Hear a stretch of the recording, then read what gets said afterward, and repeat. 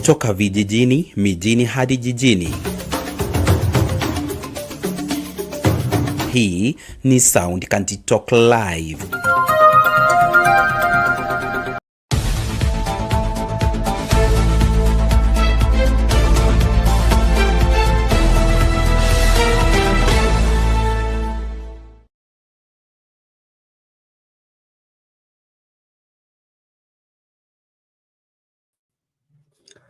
Good evening, ladies and gentlemen. Thank you so much for making time to join us. This is Sound Candy Talk, open forum political discussion show, the show that gives you an opportunity to air what you feel and think about the latest development on our political front. Well, another sad reality again, where Kenyans are not safe in custody. We are yet to come to terms with the death of Albert Ojwang, and now it's another revelation. The autopsy revealed that Susan Njoki was also strangulated in custody. Now, this doesn't portray this country in desirable light. Why are these constant happenings within the framework of the security sector? If those that are supposed to ensure that we are safe and secure are the ones that are presiding over our disappearance, our demise, is this country still on the right track? Now, I would want to buy into the notion that these are happenings that are not tied together, they are not prearranged and things like that. But I think this is too much. This is too much. It's so much a familiar pattern that there is no other way to look at it. So when the president talks about the police are not for parenting and issues an order to shoot, his CS for Interior talks about shoot to kill. There is something wrong with the way we are going about enforcing so-called security laws. This is not how to establish law and order, and this is not how governance is done. Something needs to be done. I mean, are we now more insecure in terms of being in police custody than when we are in our own houses, than when we are passing through those dark streets and, of course, taking our walk in those slum areas where insecurity is the order of the day? What is going on with our land? I would call on you to help me make sense of the same, even as we start this conversation. Thank you so much for choosing Sound Candy Talk. I call upon you to be part of the conversation. Share the link widely, get more people to join. We are live on TikTok, we are live on Facebook, we are live on YouTube, Sound Candy Talk Live. And we are here just to share views as Kenyans and give you an opportunity to speak out. What is wrong with our country? And yesterday we dropped out looking at the lies that we have used as a country as a foundation for our nation, where some of the heroes we are told to be heroes were not part of the struggle. They're opportunistic. They just jumped on an opportunity that showed up and owned the process, and in the process abused the privilege. Could this be the foundation upon which why we are not holding up, why we are not sustaining the progress and the dignity of our nation? We'll also be revisiting that as we are joined by other senior citizens who will be helping us make sense. this Mau Mau struggle and Jomo Kenyatta and those founding fathers, were they part of the struggle, or they ended up being opportunistic and in the process abused what was well intended to become a nightmare for those that fought so hard, lost everything fighting for the country? Are we honoring true heroes, or we are honoring opportunists? Let's get talking. Thank you so much. So we'll start with that story of Susan. Very sad indeed. I mean, this ought not to be happening, not at this time and age. We have got so many things going for us. Why would we, be succumbing to this level of operation that people die in police custody, people die, under police? This is not how things should be. And so I invite your input even as we start this great conversation. We seem to have some internet surge, so in case you can't get us, please let us know. Confirm if you are able to get us loud and clear. Thank you so much. I can see TikTokers are coming in fast. Let's see some likes on the video, and of course confirm na utuambie unatufuata ukiwa wapi, na kama tunaeleweka ama kuna mushkili mahali turekebishe. Asante sana.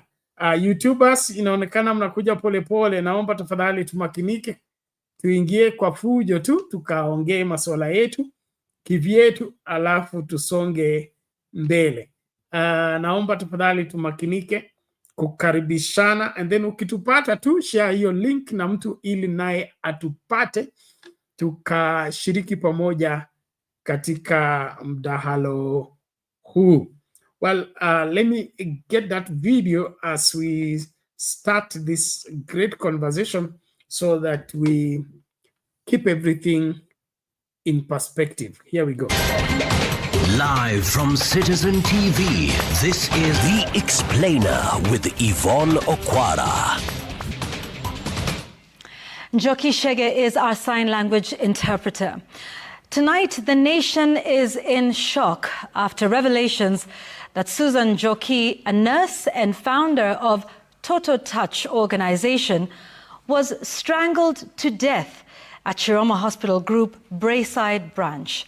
An autopsy conducted by 6 pathologists confirmed that Njoki was killed approximately 4 hours after her last meal last Tuesday, a day after she was admitted to the facility without her consent. The late Njoki, who had a history of mental health treatment, had alleged on social media that her husband, Alois Ngure, sent 4 doctors to inject her and take her to the mental facility against her will. Gatete Njoroge reports. A week after her sudden passing at Chiromo Hospital Group's Braeside branch, the family of the late Susan Njoki, founder of Toto Touch, gathered at Montezuma Mona Lisa for the post-mortem examination. Present were 6 doctors representing the family, the government, and Chiromo Hospital Group. Detectives from Kabete Police Station, who are investigating the case, were also at the morgue. The autopsy lasted over 4 hours, and when the doctors emerged with the findings, the results were nothing short of shocking. Susan was died because of what you call manual strangulation.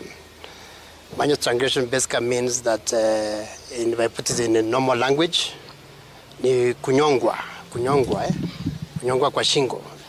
There were features of compression to the neck, and those features are in keeping with manual strangulation.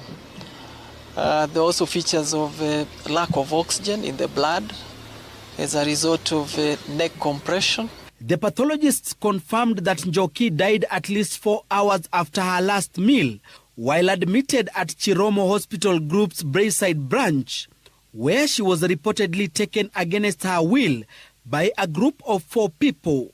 The late Njoki, who had a history of mental health treatment, had posted on social media that the 4 individuals were sent by her husband, Alois Ngure, to pick her from their Kileleshwa home without her consent.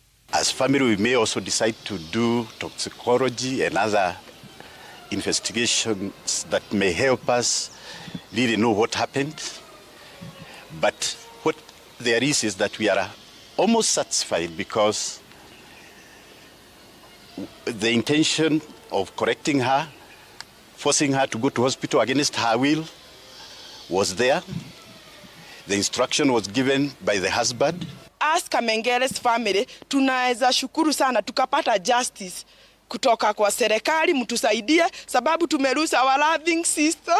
With her husband Ngure considered a person of interest and the postmortem confirming she was strangled, the family is now calling for justice while simultaneously pursuing legal avenues to proceed with her burial. We cannot lose our sister that way and also lose the right to bury her.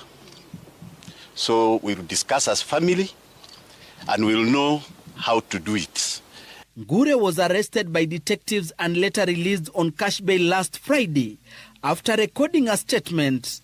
Others who have given statements to the police include Dr. Onyancha, the late Njoki's physician, and nurses from Chiromo Hospital Group's Brayside branch who interacted with the deceased.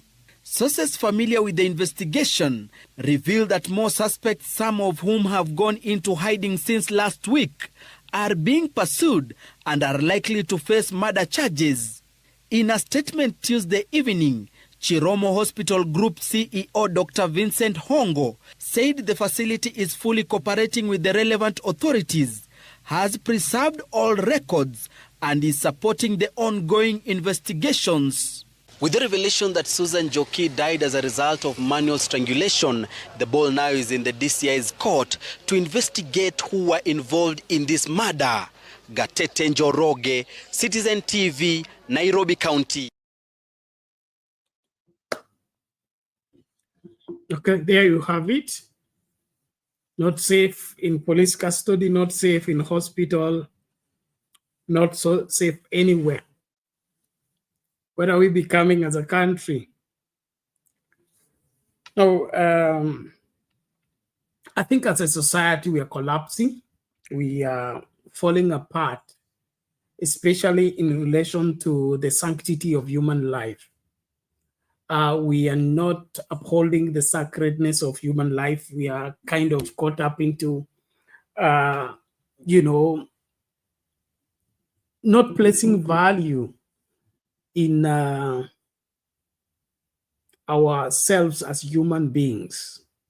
I mean, we are not animals, and something needs to happen to us as a people to begin to place value on each other. We can have conflict, we can have disagreement. There are many things that can cause a rift between people. But coming to the place of wanting somebody dead or plotting to get somebody strangled and things like that, this is not for today. This is not for today. We are better than this as a people. We are better than this. Let's sort out our differences in the most amicable way. If we are parting ways, let's part ways, not plot to kill each other. But the Susan case is a cobweb of many things. Okay, arrested by the DCI, released on cash bail, then dead, and then husband. That story it has got so many things going. It has got so many things intertwined that we may never get to the bottom of the same. Now, arrested by the DCI, released on cash bail, and then what? Found dead. And then now the DCI is leading the investigations about her death.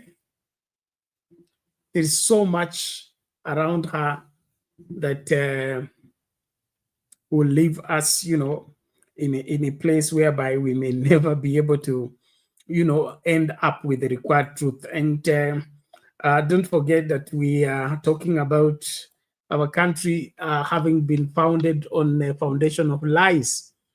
And most of the things that we have left in the hands of the police and the hands of the security sector to investigate will always end up into another, bush of confusion where many things get mixed up.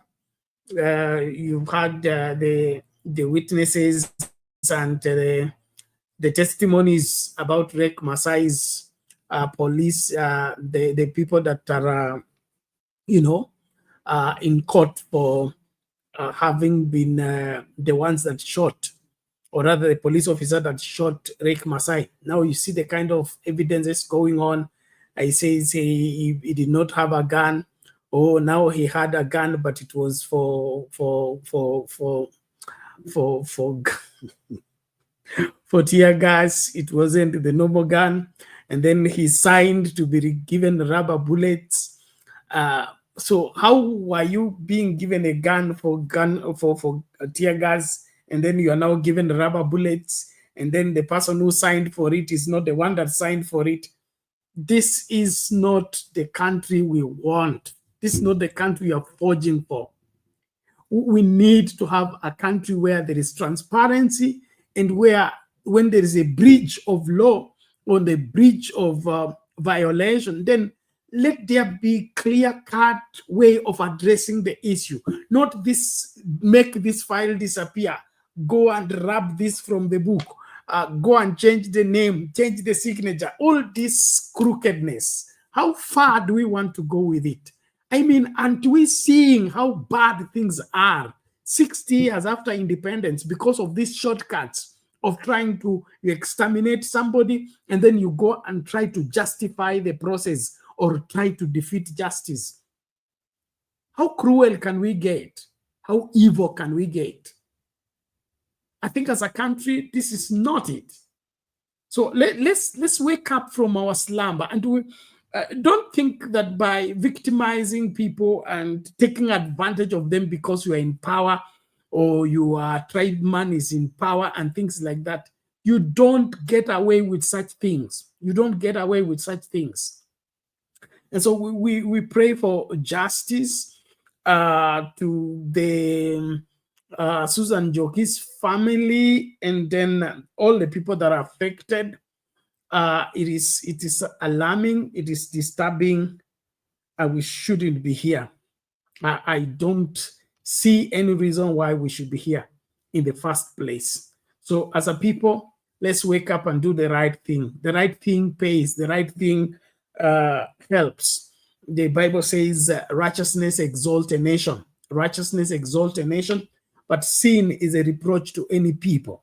If we want to be a nation that is respected, a nation that is honored, a nation that is dignified in the eyes of the world, we must operate within the framework of the provision of the law. And to our security forces and all the people, who are involved in ensuring that there is security, let's get out of these shortcuts. Let's get out of this shortcut. God hates, the Bible talks about an imbalanced scale. Okay, God hates an imbalanced scale. If somebody is brought to you and you judge them wrongly, you help the evil one, you help the wrong one win. You are participating into that operation of an imbalanced scale. You don't want justice to prevail. Any justice you deny somebody, any justice you miss, it is left on your doorstep. It is left on your doorstep. So please, let's take serious our responsibilities, and let's save this country from where it is headed. Let's save this country from the corruption and the messing up with the livelihood of Kenyans and the lives of Kenyans. Let's allow due process to take place and let the wrong people be charged for the whatever wrong they have done. This aspect of trying to defeat justice tuachane nayo. Priscilla hapa anasema anasema Kenya hadi wanaua wagonjwa hospitalini. Kuna mapepo wabaya sana. Tuombe nchi. You know, it's terrible. It's terrible. It's terrible that we have fallen so much that we don't have even, you know, a heart for people. We don't have a heart for the sick. We don't have a heart. I mean, this level of greed and this level of insisting to have your way needs to be controlled, for heaven's sake. Kukosana kupo. Lakini kusifike mahala ambapo mpaka unataka kuua mtu, unajitolea kwenda kupanga mtu fulani auawe. Ni nini unatafuta? Mali? Ama ni nini? So let's style up as we start the conversation. Please, link ya kutumia kuingia studio ndio hiyo. Naomba wote ambao tuna shirikiana katika mambo haya tujitahidi. Still opening my WhatsApp to get the link for Undumani and the rest of the panelists. Naomba tuwai mapema, tusichelewe tena, tuwai mapema tukazungumze masuala haya kwa uwazi. The safest place that we all need to be is at the hospital and under police custody. That should be the most, because that's most protected areas. That those are areas where there is no free entry and free exit. So this story we are hearing that there are 4 men, 6 men, and things like that in hospital strangling somebody.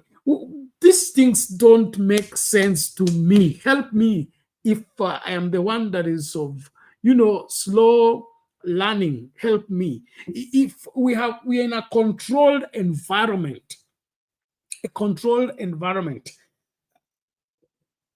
why would such things be taking place? I mean, if you're being pursued and you enter a hospital, a compound, you need to be safe. Now, if somebody is admitted in hospital,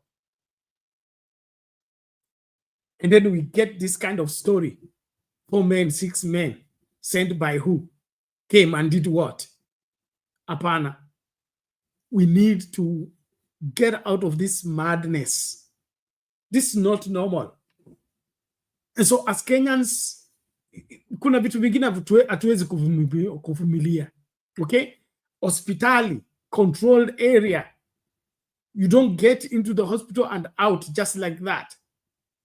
There are security checks everywhere. And then we are given this long story. These are some of the annoying things that really make me feel so bad about especially the Kenya Kwanza administration. We need as a people to we are past this. We are past this. I mean, even in the worst of the administration, the Moi administration, where we did not have government services, where government services were a privilege of the few, and all that, we didn't have this kind of stories. So how could we be having the age of CCTV, the age of, the age of CCTV, internet, technological advancement, the screening of people in and out of places is digital, is easy.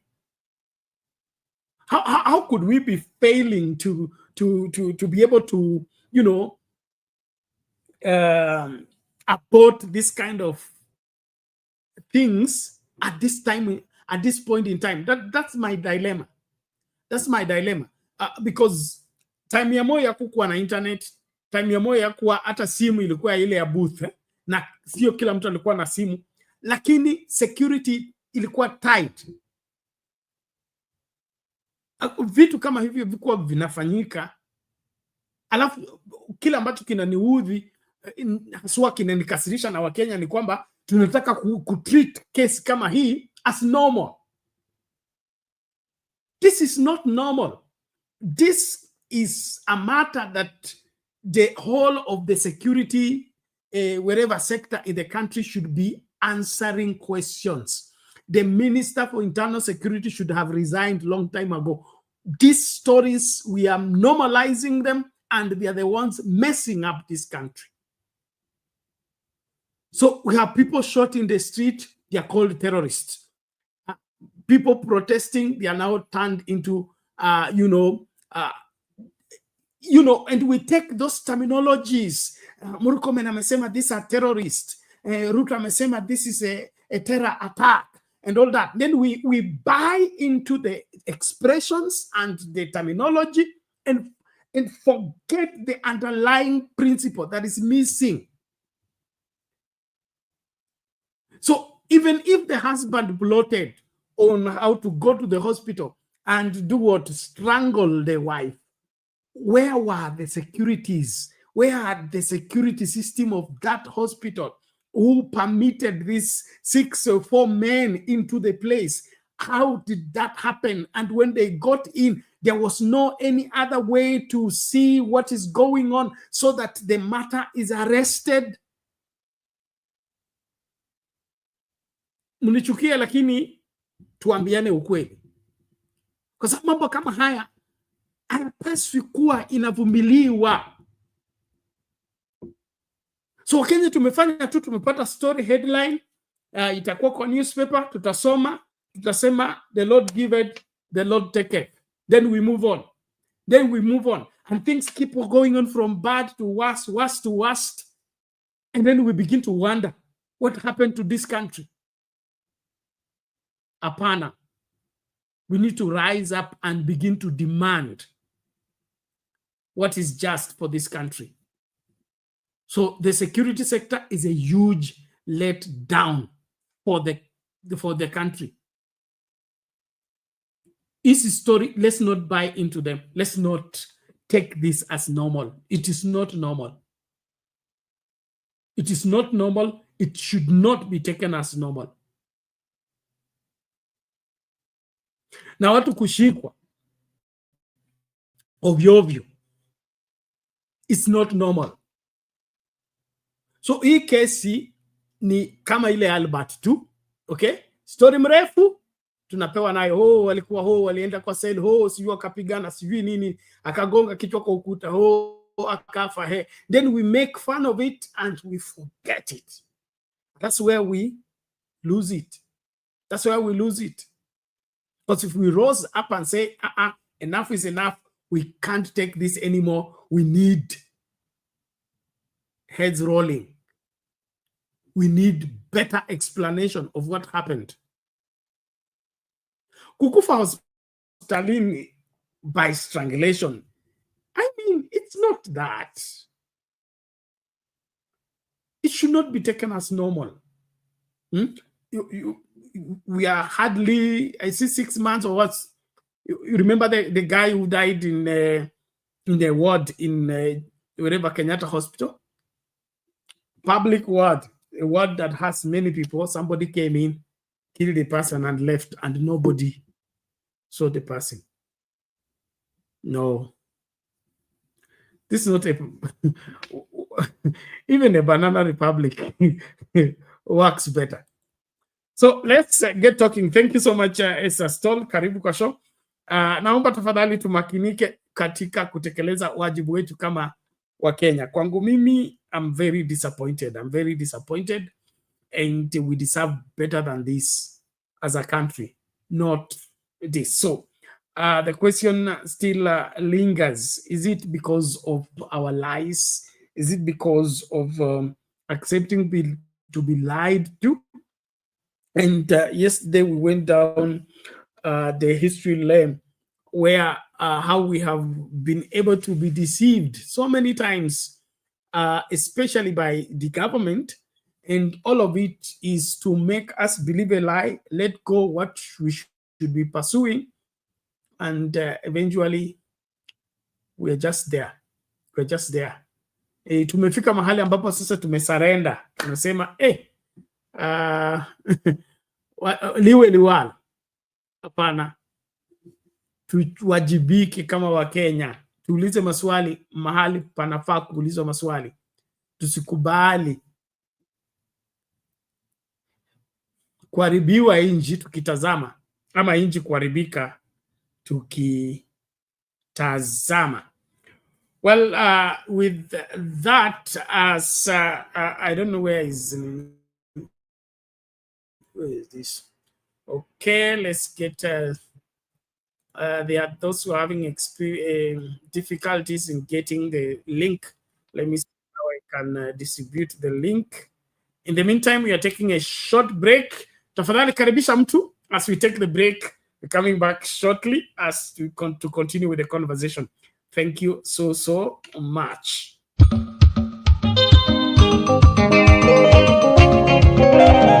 Watu wa Mungu, Bwana Yesu asifiwe. Kipindi cha mahubiri kimerudi tena kwa kishindo kwenye Sound Candy Talk. Tunakufundisha, kukuelimisha na kukutia moyo kwenye Daily Bite. Mafundisho kamili ya Biblia kila siku kwenye runinga uipendayo ya Sound Candy Talk.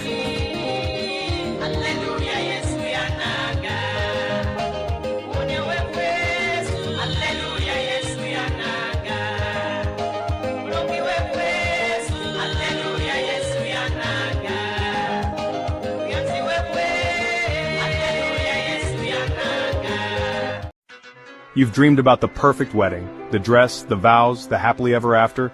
But let's ask the most important question. Before you say I do, are you truly ready for the lifelong commitment that comes after the honeymoon period fades? Bernard Ngozzi's groundbreaking ebook, Are You Marriage Ready?, is the ultimate guide to building a successful, lasting marriage. This isn't just another relationship book, it's a heart-to-heart conversation that prepares you for one of life's biggest decisions, getting married. Are you choosing love or just infatuation? Are you building a marriage or just planning a wedding day? Reading this book was a game changer. I realized I wasn't as ready as I thought, but now I'm on the right path.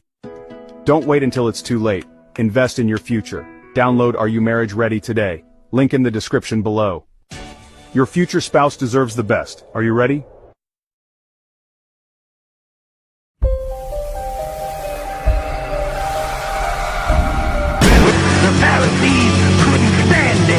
But they found out they couldn't stop him.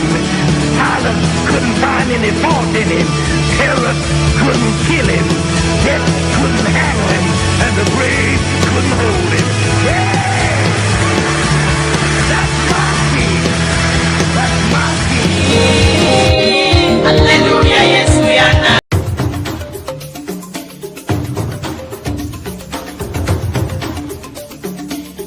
Tunazunguka kote kote mchana kutwa kukuletea taarifa na matokeo ya habari kutoka pembe zote za ulimwengu. Jioni tunaweka mduara wa kujadili taarifa zizo hizo kwa mapana na marefu. Ungana nasi kila siku ya wiki kwenye matukio ya siku saa 2 jioni kwenye Sound Candy Talk. Matukio ya siku, makao makuu ya habari kuu ya siku.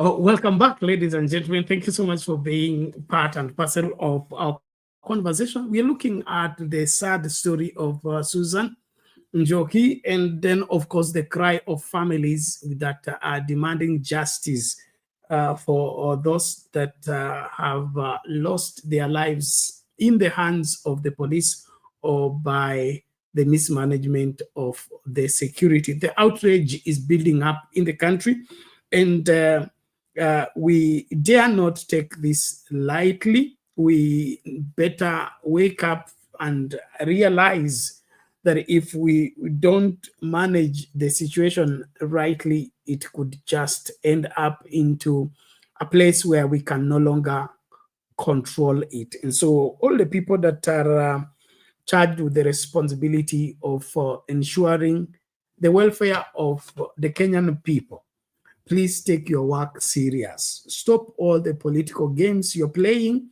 and focus on doing what you're required to do.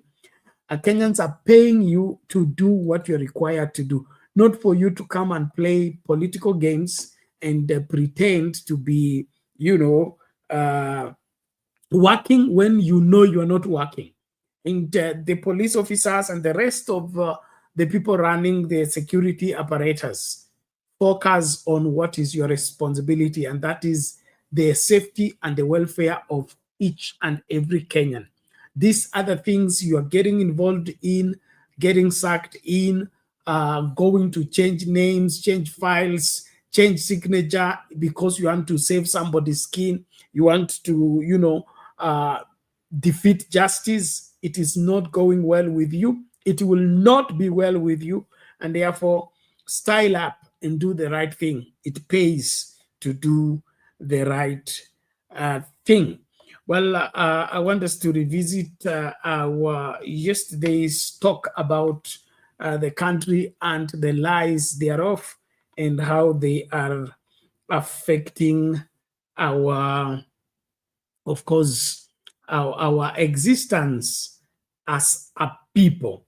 We are so much caught up into this and it's not working. So let me just play this, and I leave for you to judge whether we are indeed a country or we are a circus. All the members, the House is adjourned, is suspended for a period of 30 minutes. After a stormy morning session, Parliament resumed for the afternoon sitting, with the opposition still determined to block the security laws bill. Order, members! Opposition MPs tearing the report by the Committee on Security to pieces.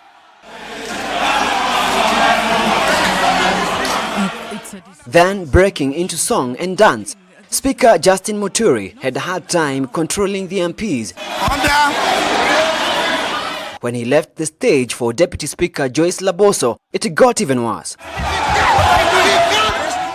It looked that the government side was determined to pass the law. When Speaker Justin Muturi assumed the chair, the committee of the whole House went through the proposed amendments. Amid the shouts and voices of dissent from the opposition. As many of us have been to say hi, close 63. As many of the country have been to say. Live broadcast was switched off, and from the footage we have obtained, this is what transpired in the House.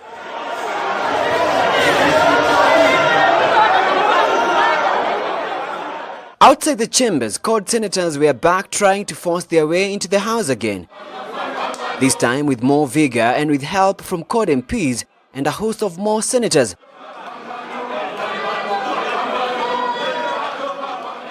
Drama and confrontation followed. It was the measure of might between them and the police.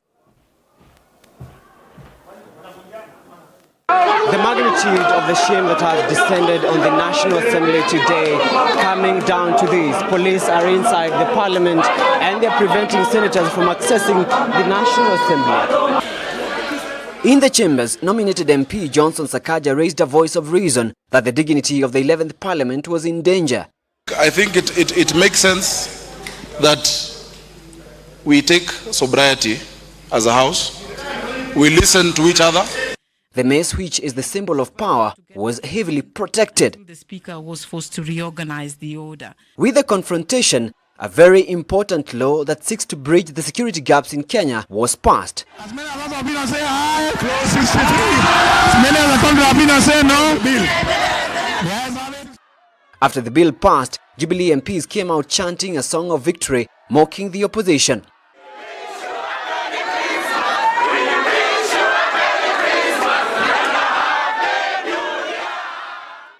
On their part, the CORD coalition said it will move to court to challenge the law. The civil society out there and ourselves are headed to court to strike out this legislation for being unconstitutional in content and unprocedural in the manner in which it has gone through the chamber. Asked whether the law as passed was okay, the now approved Cabinet Secretary for Interior and Coordination, Josephine Kaiseri, had this to say. So if what was passed today is good law for our country, then I support it. Yes. The opposition is accusing the government of turning the country into a military state, considering that parliament buildings were heavily fortified. According to them, the parliamentary employees were converted to being Jubilee foot soldiers. The president is expected to sign the bill into law soon. Reporting for Ebru Africa, I'm Sam Gakunyi. I put the question which is at clause 9 because of the bill. As many as have been saying aye, clause 63. As many as the country have been saying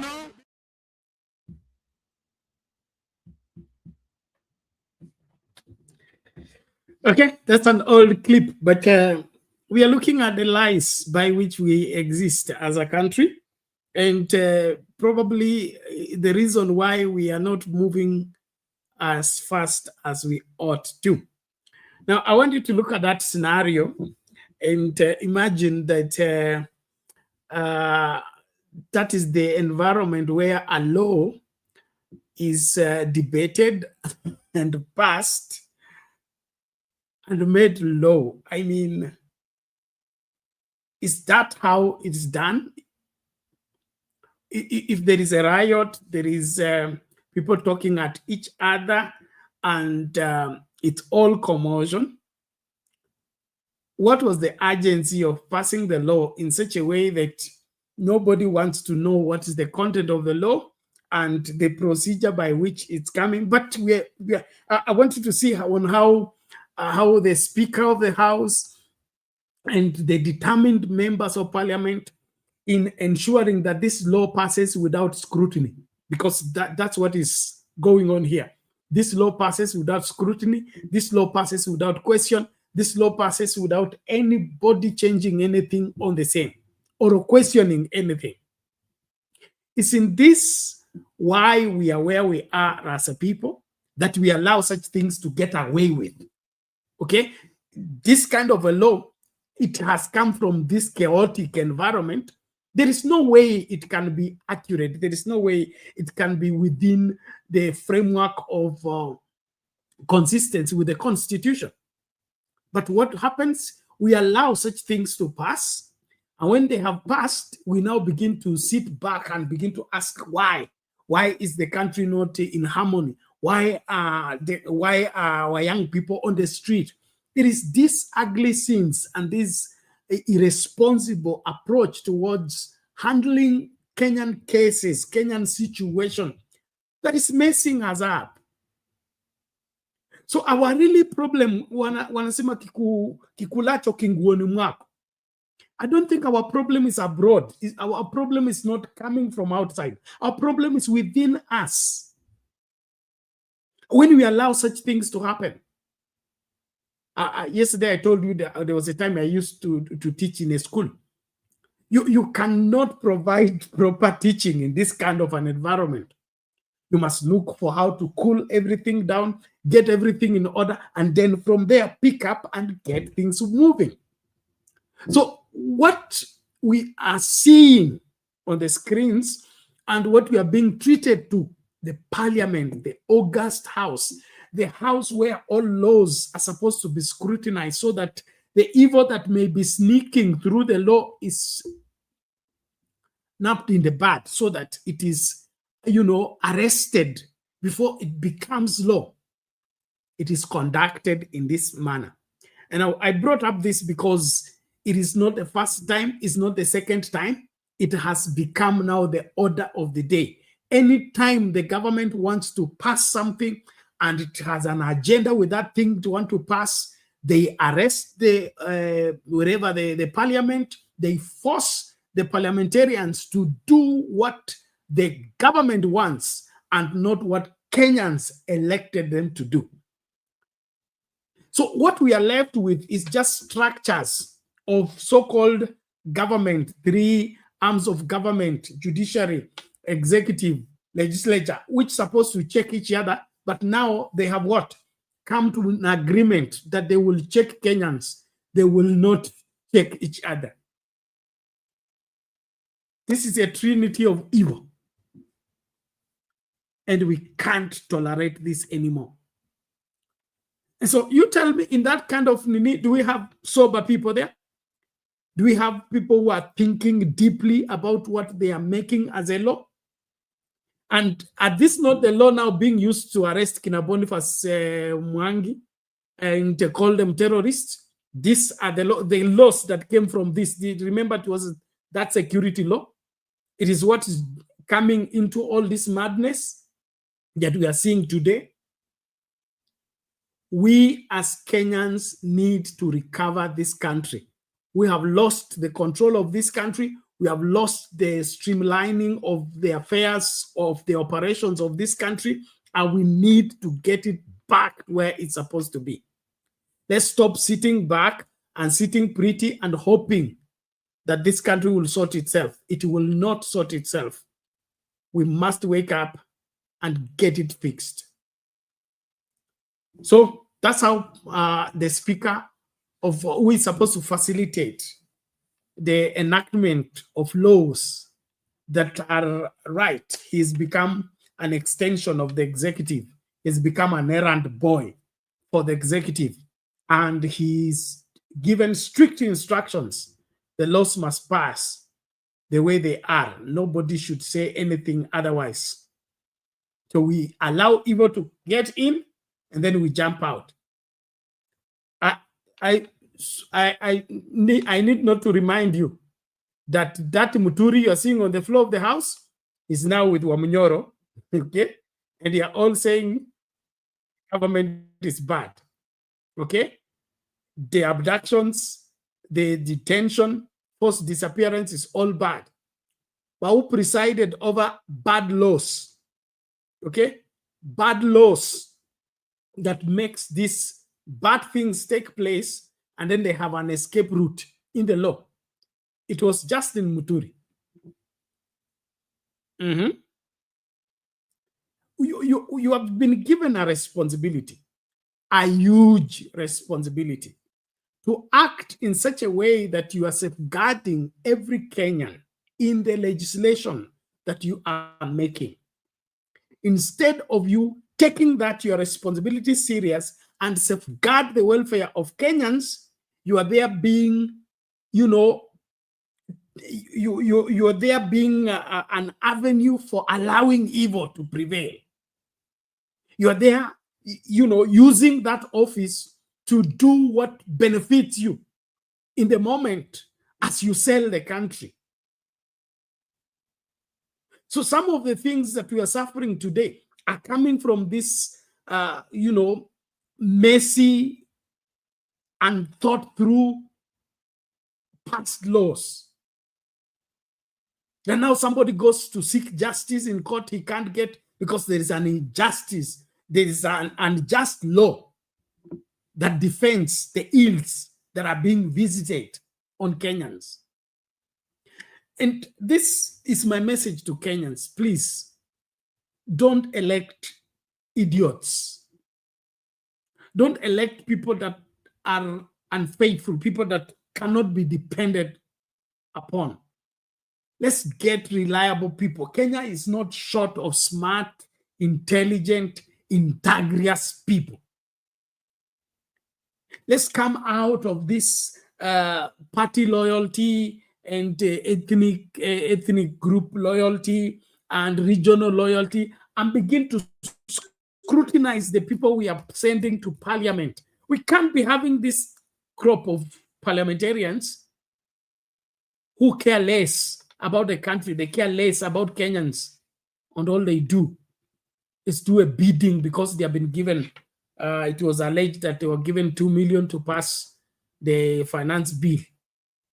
I mean, collect the money using the office that you've been elected into and then sell the very people you are supposed to go and represent. That's not it. So as Kenyans, let's take lessons. So these are some of the lies that we are treated to, that the law has gone through the due process.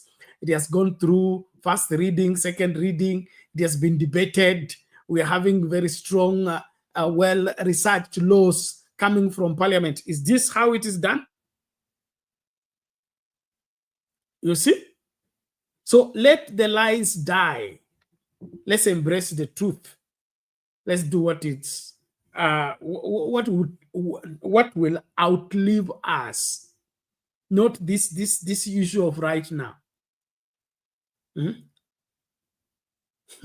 Don't be surprised now we're going to have a law of shooting the food, shoot people in the leg.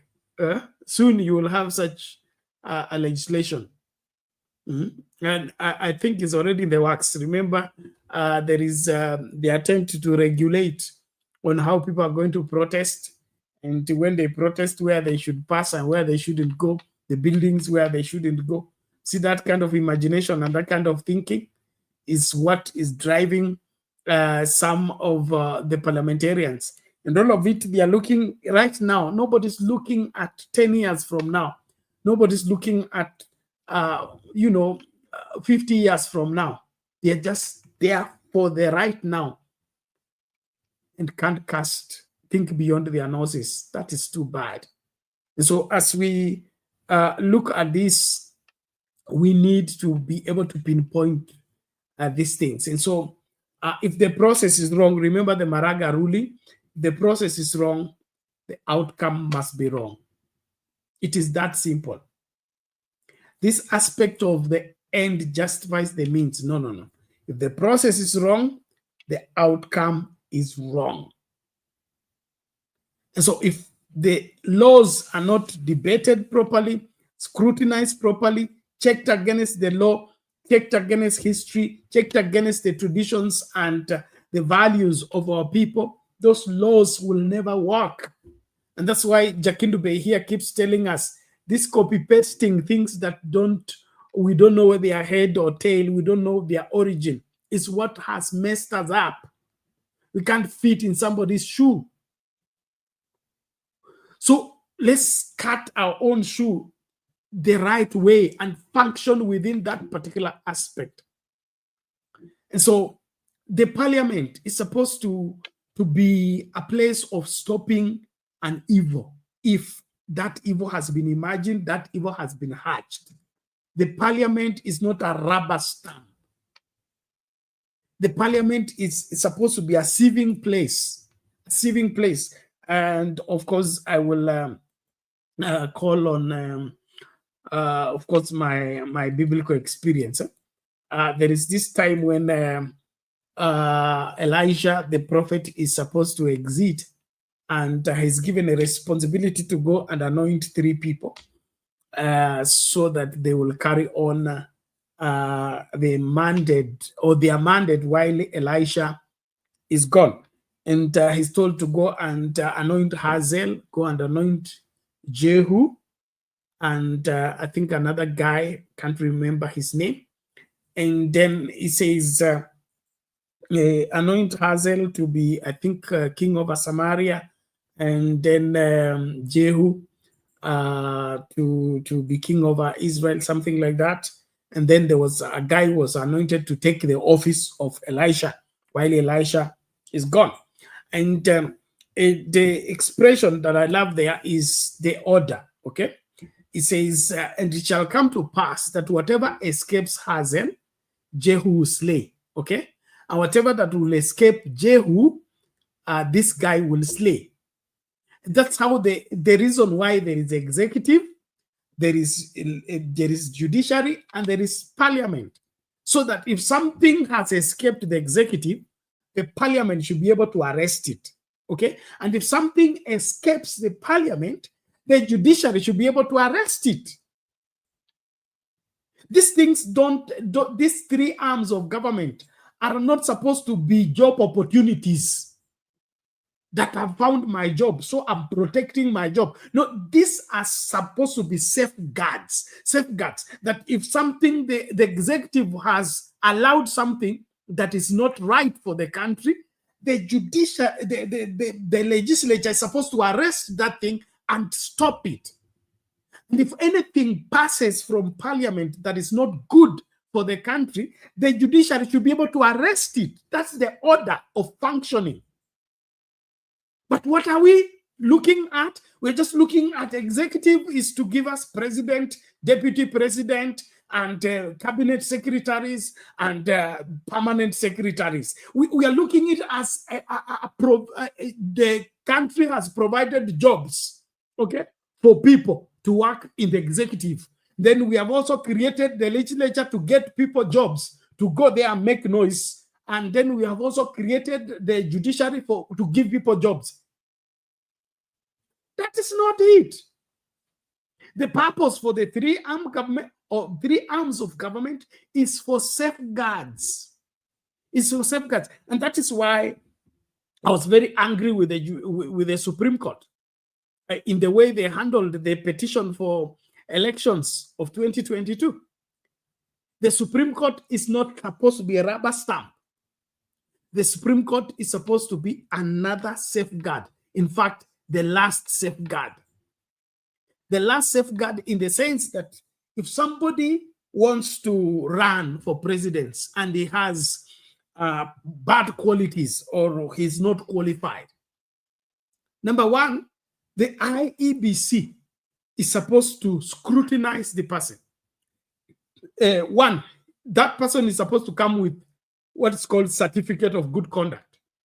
That certificate of good conduct is given by the DCI, okay?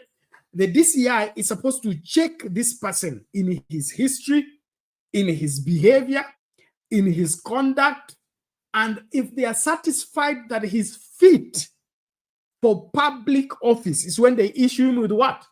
Certificate of good conduct. And that certificate of good conduct is supposed to be produced to the IEBC as a proof that this person has been checked by the anti-corruption, has been checked by the DCI, has been certified to be fit for public service. If he cannot be certified that, then he should be scrapped from the list of the people running for that public office.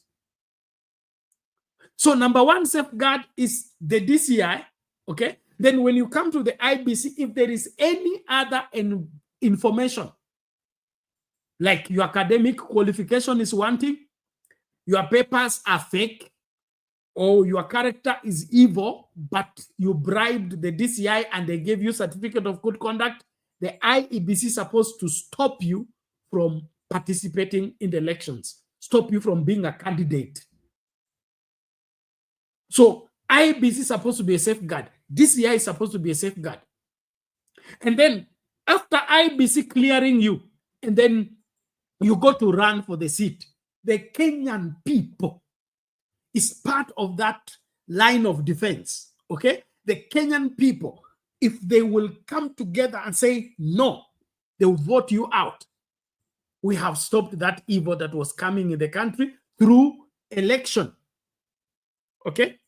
But just in case this person is not fit for public office, but he has escaped the DCI, he has escaped the IBC checklist, or rather scrutiny, and ended up being voted into office.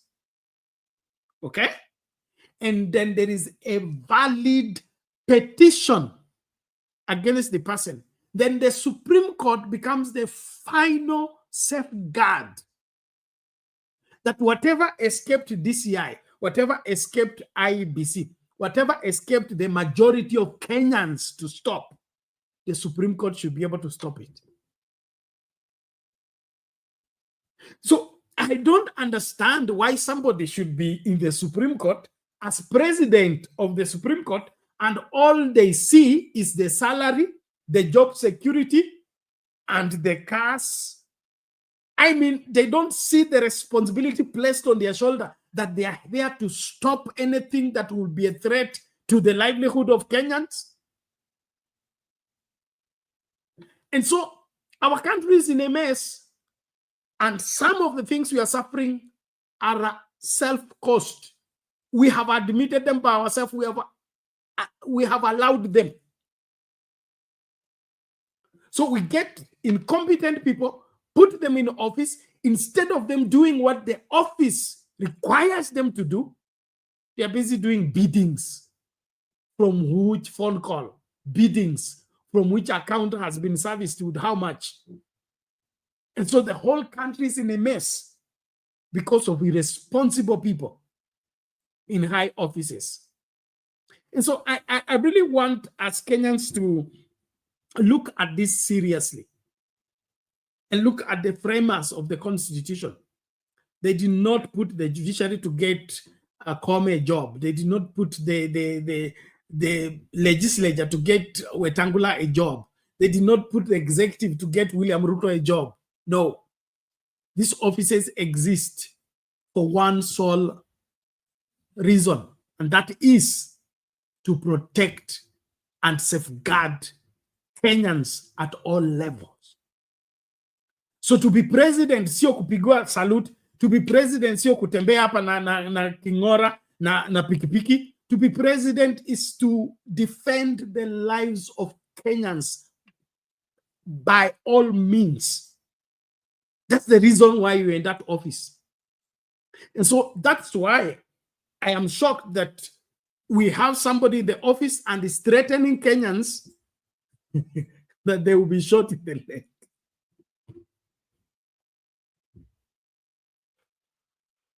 Oh my God. Well, I'll take a breather as I wait for this, my friends, to come. Wale watu mnakuja studio, ebu wahi mapema. If not, I'm calling it a night just in a short while. But it's important that we look at these things. It's important that we look at these things. So the president is in the office to protect Kenyans, to protect Kenya, to ensure everything flows rightly in the interest of Kenyans. That is the reason why the president is in the office. That's the reason why there is the judiciary. That is the reason why there is the legislature. Any other way of being in that office for salary, for pay, for privileges is misplaced priority. So these safeguards that have been placed must be engaged for this country to be safe. And then when they become conduit for passing evil and allowing evil, then we are doomed as a people. So let's wake up to this reality and be able to do what we must do, and that is save this country from what is imminent by reason of irresponsible leadership. And so uongo huu wote ambao tumekubali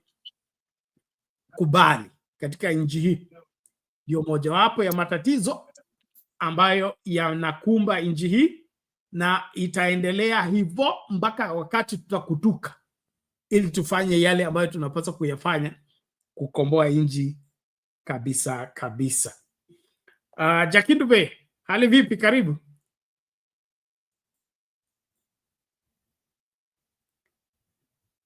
Dadi, hatukupati sauti.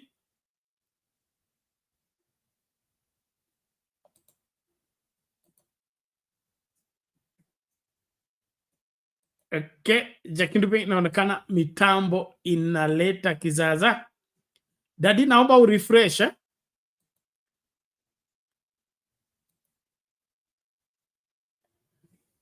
All right, as Jakindube sorts out the technical problem, I just want to emphasize that, and it's that important. It's that important that institutions should have all those safeguards. All those safeguards. There is a reason why there is a person at the gate, the security people at the gate, and there is a reason why there is the admission book at the reception before somebody is allowed into the building. Those safeguards are placed there for security reasons. For security reasons. Why are we allowing everything to come in and mess up the country?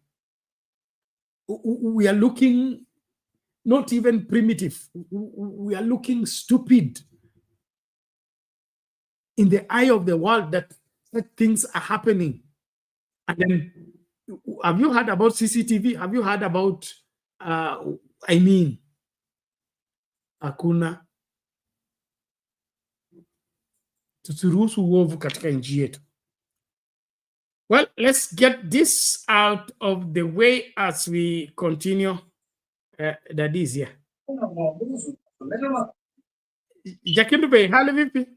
Samahani, mitambo imeleta kizaza. Salama, salama, unanisikia? Yes, umepatikana. Karibu, karibu. Salama, nasikitika sana kusikia vile unalalamika, lakini nitarudia tu tena. Hayo maneno yote unasema ni ya bure. DCI, CID, sijui nini, hawawezi kupata mtu ambaye ni clean. Yani mtu ambaye hana dosari. Hawana uwezo. Hawana. Kwa sababu hata hawa ambao tunawakopi, Waingereza, sijui nani, DCI, CID, hawaangalii mtu ambaye anachaguliwa, hawamwangalii. Mtu ambaye anachaguliwa anaangaliwa na vile sisi tulikuwa tunafanya. Kile kitu sisi tulikuwa tunafanya. Unajua, kutupa mila zetu na tabia zetu ndio inatufanya tunachagua watu wabaya. Mtu alikuwa ukitaka kudadisi mwenendo wa mtu, unaenda kwa ukoo wao, amezaliwa, majirani. Hawa ndio watu wanamjua. Hauwezi kwenda kuuliza DCI.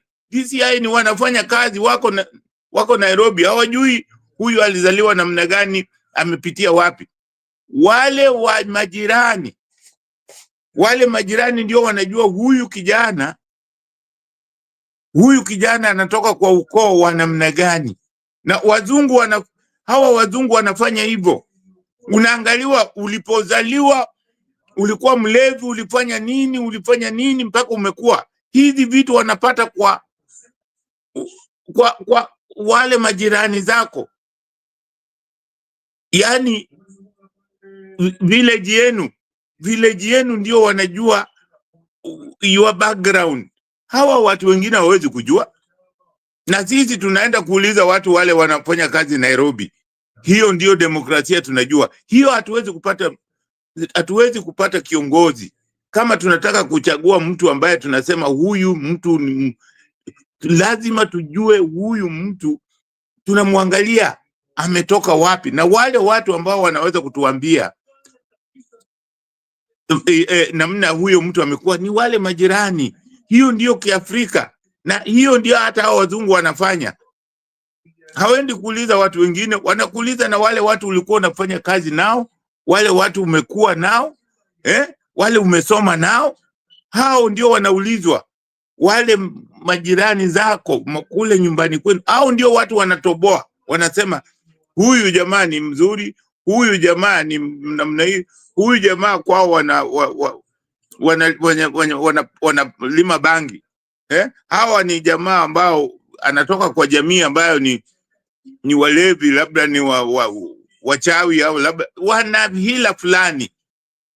Ndio maana tulikuwa tukichagua mwakilishi tunachagua mtu mzuri. Lakini tumetupa hiyo. Sasa tunasema tunamleta CID na DCI, sijui nani. Hawa watu wanafanya mshahara, wanaangalia vile vitu umeleta hapo kwa meza, ndio wanaangalia. Wanaona kama kuna dosari. Lakini kuna tabia ya mtu. Unajua tabia ya mtu ni ngumu sana kugeuza tabia. Kwa sababu hiyo ndio tabia ambayo amezoea. Hiyo tabia yake. So ni lazima tuangalie tabia huyu mtu bila kuangalia pesa, bila kuangalia kazi. Tabia ya mtu. So kila ninachosema ni kwamba lazima, mimi nasema tusipotupa hii mambo ya wakoloni, hatuwezi kuchagua mwakilishi ambaye atakuwa anatuwakilisha tunavyotaka. Hatutakuwa na kiongozi ambaye atakuwa anatusikiliza. Kwa sababu hawa viongozi ambao tunawachagua kwa maono ya wakoloni. Hawa wanafanyia wakoloni kazi. Hakuna mageuzi yoyote wamefanya. Hakuna kabisa mageuzi wamefanya hata kidogo. Hawa watu ambao tunasema tunataka demokrasi, demokrasia gani? Unaua watu wako, unawapiga na risasi, na hao watu, hiyo constitution imesema uwalinde. Unawapigaje risasi?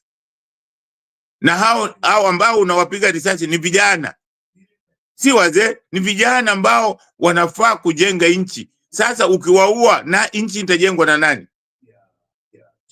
So unaona, hawa watu ni watu ambao hawana thamini, hawana nidhamu, ni watu ambao wanafanyia makaburu.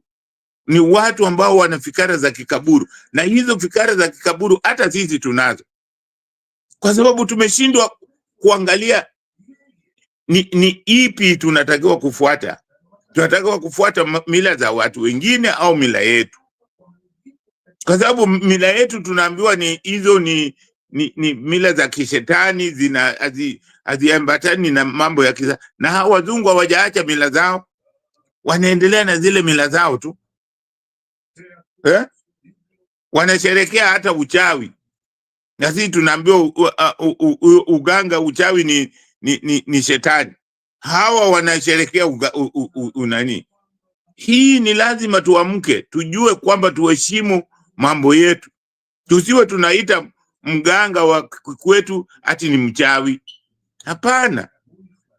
So kile ambacho unasema kwamba hao watu DCI nani, hao watu hata wakienda kuchagua, hata wakileta nani, utakuta huyo mtu ana kasoro nyingi sana. Tukitaka kiongozi mzuri, yule mtu anaweza kutuambia ni wale majirani zake, wale watu wamekuwa kijiji ambacho anatoka. Hawa ndio watu wanajua mahali amefanya kazi. Hawa ndio watu wanamjua mahali anakaa. Watu wanamjua. Hawa watu wanamjua kwa sababu wanamuona hata wakati hayuko ofisini. Wanamuona akiwa kama ni mtu wa vurugu, wanamuona. So hii ni lazima tufuate mila yetu, ndio tunaweza kupata mtu ambaye atatufaa. Pili, tusitumie ukabila. Hizo zote hizi unaona, tukisema tunatumia ukabila, hizo zote zinaturudisha tu nyuma. Hizo zote zinaturudisha nyuma, maana yake zinatufanya tunazozana badala ya kujenga. Angalia wa China, mfano mzuri sana. Wa China, umeshasikia ati kitu fulani imevumbuliwa na Changchung ama Wangu ama nani? Inasemekana hiyo kitu imetengenezwa na China, kwa sababu wote wanajua kwamba wakiweka vichwa vyao pamoja, hiyo maendeleo wanaleta ni ya watu wote. Hata kama jina la huyo yupo, lakini nimetengenezwa na wa China. Lakini sisi tunataka kufuata kama wa Amerika, ati kitu fulani. Hawa watu ni tofauti na vile sisi kama Waafrika tulivyo. Waafrika tulikuwa na hiyo community yetu, community as African. Tulikuwa tunaishi kwa njia ambayo hakuna mtu analala njaa, hakuna mtu analala nje. Lakini sasa tunataka kuchukua mila za watu wengine ambayo haiheshimu binadamu, haina ubinadamu ndani yake. Wanakudanganya lakini hawana ubinadamu, kwa sababu ukiangalia vile vitu wamefanyia binadamu, hata zile vitu wanafanyia binadamu, hata sasa tunapozungumza wanafanyia binadamu mambo mabovu, mambo ambayo haifai. Hata saa zingine ukikaa chini unajiuliza, kweli hawa ni watu, hawa watu ni wanyama? Ni watu kweli hawa watu? Ukiangalia sasa saa hii, kwa mfano, ukiangalia saa hii kitu inafanyika kati ya Israel na Palestina, kweli Waisraeli ni binadamu? Hao kweli ni binadamu kabisa kabisa kabisa. Watu wanaweza kusema hawa Waisraeli ni binadamu? Wale ni wanyama bwana, wanyama. Huwezi kuwa unaua watoto na wanawake ati kwa sababu watu fulani sijui walifanya nini. That is rubbish. Sikubaliani nayo kabisa. So ni lazima, Bernard nasema na nazidi kusisitiza, ni lazima tufuate mila zetu na tabia yetu. Hiyo ndio itatuongoza kama Waafrika. Asante sana. Okay, unasema mwacha mila mtumwa. So unamaanisha tumekubali kuwa watumwa na ndiposa hatuwezi kujisimamia kwa sababu tunatafuta kushabikiwa na wale ambao tunaona kwamba their opinion of us is better than our opinion of our own self. Besides that, DCI ni kwa sababu ya institution ama utepetevu? Kwa sababu kama mimi kwa mfano tu, mimi ni tuseme principal wa shule, okay? Na wanafunzi wanakuja nini shuleni kwangu, mimi ndio nitakuwa nakaa nao miaka 4 wakiwa form 1 mpaka form 4, na nataka kujua kila mwanafunzi ambaye anaingia hii shule anafaa kuwa kwa hii shule kutokana na tabia nzuri na hiyo maswala.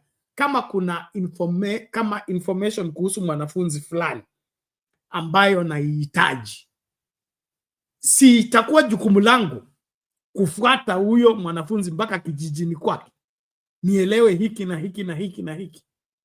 Ama itakuwa tu ati nakaa hapa nimeangalia living certificate, umetoka wapi, na Mundera primary above average, then naandika pia mimi hapa above average kwa sababu nimesoma kile nimeandikiwa.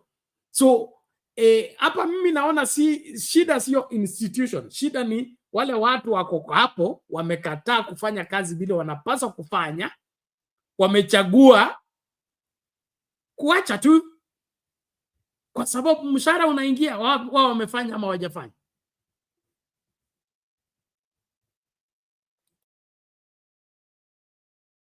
Bernard, ukiangalia kwa hali ya hao watu kufanya kazi, hawana time ya kwenda huko kuangalia huyu jamaa alisoma shule gani. Hata kama alisoma, kwa mfano wewe sasa uko kwenu ni huko Vokoli na wewe umesomea Mombasa, watajuaje tabia zile ulikuwa unafanya ukiwa mtoto mdogo huko? So wanaona wakikuuliza walimu hapa ndio watajua. Ndio maana nasema sisi kama Wakenya tukitaka kiongozi awe ni mtu wa namna gani, ni jukumu la sisi kama wananchi kugather hiyo problem. Inatakiwa tuwe na sehemu kama wananchi kuangalia kwamba huyu tunamchagua, je, ana tabia ya namna gani? Kwa sababu hiyo tabia tutasema tu, inatakikana iwe jukumu la sisi. Kama hawa wazungu wanafanyaga hivyo, ni wao wenyewe. Kwanza wazungu wanasaidiwa na waandishi wa magazeti. Sisi waandishi wa magazeti wetu ni bure kabisa. Waandishi wa magazeti huo wanachunguza kabisa huyu jamaa katika maisha yake alifanya nini na nini na nini na nini. Waandishi wa magazeti, na hawa wanasaidiwa na watu tu ambao ni wananchi. Wanaona huyu kiongozi, huyu jamaa anataka kuchaguliwa, hapana, huyu jamaa hana tabia nzuri. Wakati akiwa mtoto alikuwa huyu jamaa kwanza anauza bangi. Hana tabia nzuri. Mna report hiyo. Unaona? Sasa mkisema ni DCI, hiyo haiwezekani hata kidogo. Inatakiwa iwe ni jukumu la sisi wananchi, ndio tunaweza kupata mtu ambaye anafaa, asiye na dosari. Lakini tukiachilia tu kwamba ni DCI, hawawezi kupata hata wakifanya nini. Kwa sababu hata Ruto koti ilisema wako hawajapatikana na hatia, na yet walikuwa washukiwa. Unawezaje kuchagua mshukiwa? Yeye na Uhuru walikuwa washukiwa, unawezaje kuchagua mshukiwa? Sijaona, ni Kenya tu ndio nimeona mshukiwa, mtu ambaye ameshtakiwa mnaenda ambapo inatakikana hata mtu ambaye ameshtakiwa haitakikani ahusike na mambo yoyote. Lakini sisi wa Kenya, huyu ambaye ni mshukiwa tunamchagua anakuwa president, bado anaenda kwa koti kama yeye ni president. Sijaona, na hata it make sense, hata ukifikiria it make sense, lakini kwa Kenya ina make sense. Unaona? Yeah. Asante Bernard. Asante Dadi, shikilia hapo, tunarejea. Mabibi na mabwana, huyu anaitwa Jakindu Bey anasema Kenya inaonekana iko na sheria yake, macho yake, na masuala ambayo yanakubalika huku hayafai kokote kule. I still come from that school of thought of government responsibilities are not taken with the seriousness they deserve. And because of that, we are losing a lot that needs to be upheld. Everything from the quality of education, from the quality of healthcare, from, even the safety of our children, the safety of our children. Tumekuwa kwa habari, kumekuwa na story ya mtu kokotini kwa kushukiwa kwamba aliua mtoto akazika chini ya kitanda. So haya mambo yote yanatukumba kwa sababu kuna vile tunaangalia mambo visivyo, na wakati umefika tuangalie masuala haya kwa kina, kama vile mzee anasema. Tusikubali mtu yeyote awekwe kwa public office kama akona dosari. Tusikubali kabisa kabisa. Hiyo inamaanisha tukiwa na habari yoyote kuhusu mtu yeyote ambaye anajitosa katika kung'ang'ania kiti chochote, tusiweke hiyo information. Let's produce it to the required authorities. Let's publish it. Let's make sure that we don't allow an evil person to come and be a leader in our country. It's just like mnakumbuka ile story ilikuwa ya Malala na wanafunzi wa Butere Girls kule Nakuru. Of course ilikuwa na shida zake, lakini polisi walikwenda hapo kumzuia nani? Malala ati asikutane na hao watoto. Kwa nini? Yeye ni baba na hawa ni wasichana na ni usiku, na hiyo unakumbuka hizo excuses zikitolewa. I'm just bringing that to bring us to that place. Kama mtu anajulikana kwamba ni rapist, okay, ninyi mtamruhusu tu kwa sababu amepigiwa kura aende kuwa principal wa shule ya wasichana? Kwa vyovyote vile watoto wetu wakuwe chini ya mtu ambaye mnajua publicly ni rapist. Will you be comfortable with that? And so that is the questions we need to ask ourselves as Kenyans. Because kumfanya mtu rais, sio aishi tu na rais, aishi na salute. Ni ile kuchukua mamlaka kupeana kwa mtu ambaye hafai. Kutakuwa na vilio. Na hivi vilio vinatokana na nini? Uamuzi wetu ambao ni mbovu. Badala ya kutumia information ambayo ipo tuzuie maovu, tunapuuza hiyo information. Tunasema ni kwa sababu hatoki kwa kijiji chetu, this is my political enemies are working. No. Kama mtu ako katika biashara ya kuuza madawa ya kulevya, okay, ameharibu maisha ya vijana wetu na anajulikana kwamba hiyo ndiyo kazi yake,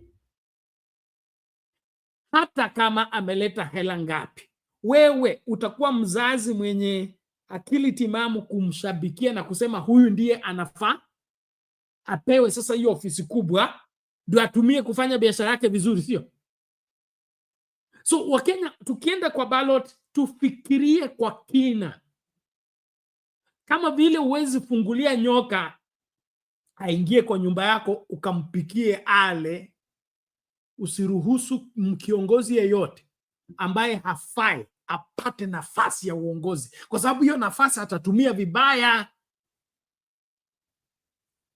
So kura yako inaweza kuzuia maovu ama kusababisha maovu, and you are an accomplice of all the ills that are taking place in this country because of refusing to use the information that is available. Ikisemekana mimi ni mwizi, okay, alafu mnanifanya treasurer wa chama utatarajia nini? Ni Yesu peke yake alikubali mwizi kuwa treasurer, na hiyo ni masuala ya Yesu.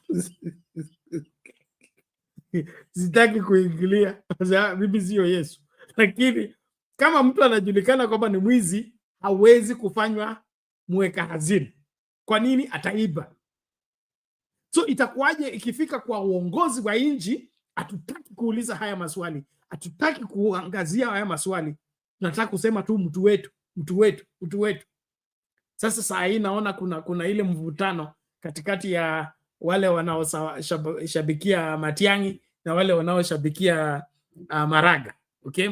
Kuna wale ambao wamebrand Maraga kuwa kwamba ni government project, anataka kuiba kura ama kusplit kura za Matiang'i. All those notions zinakuja hapo.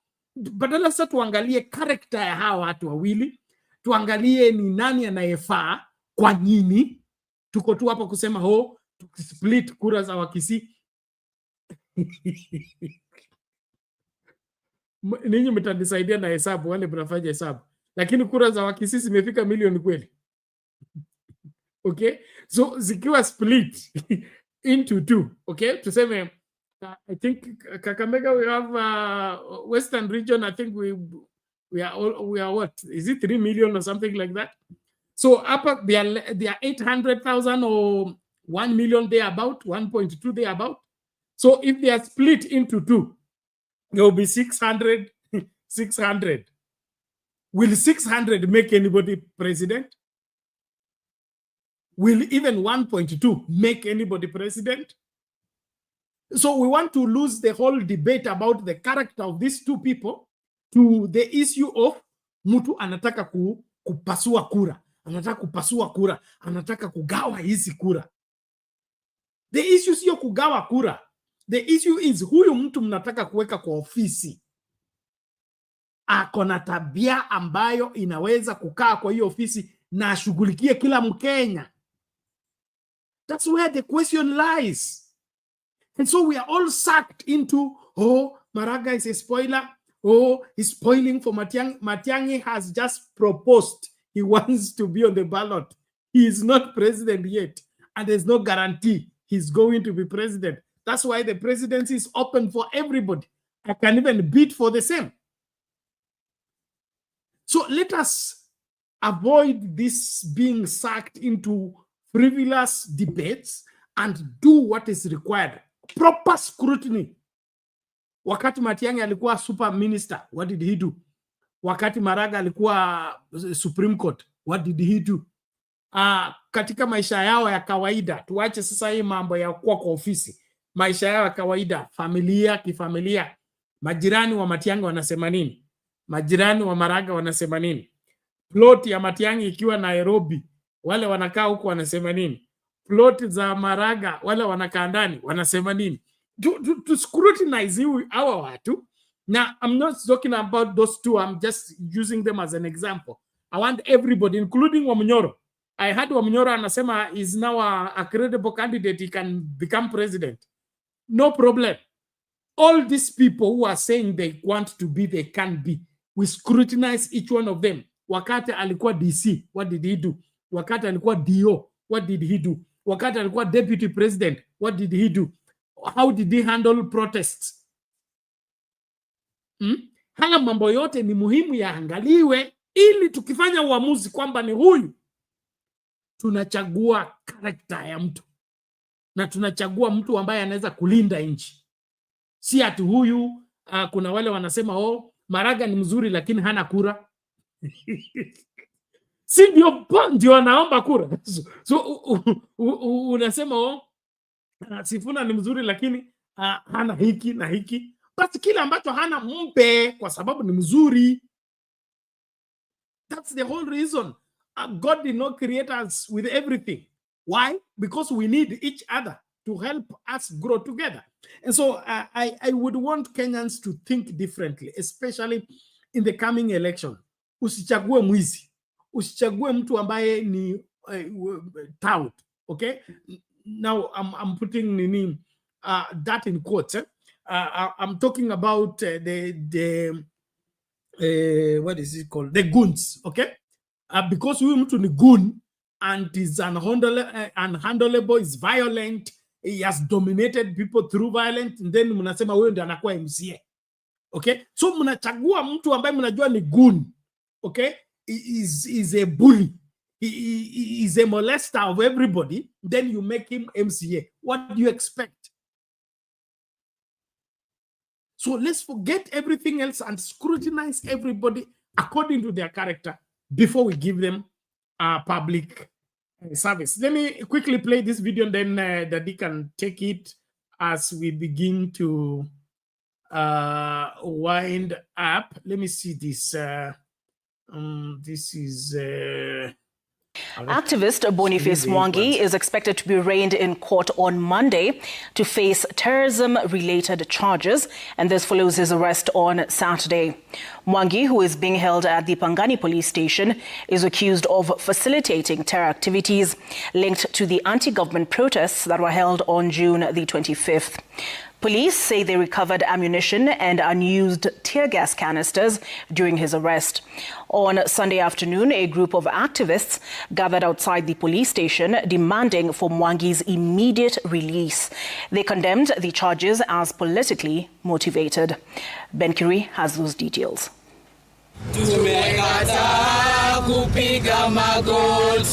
Sunday morning, a group of activists gathered outside Pangani police station in a show of solidarity with activist Boniface Mwangi, who was arrested on Saturday and is currently being held on allegations of terror financing.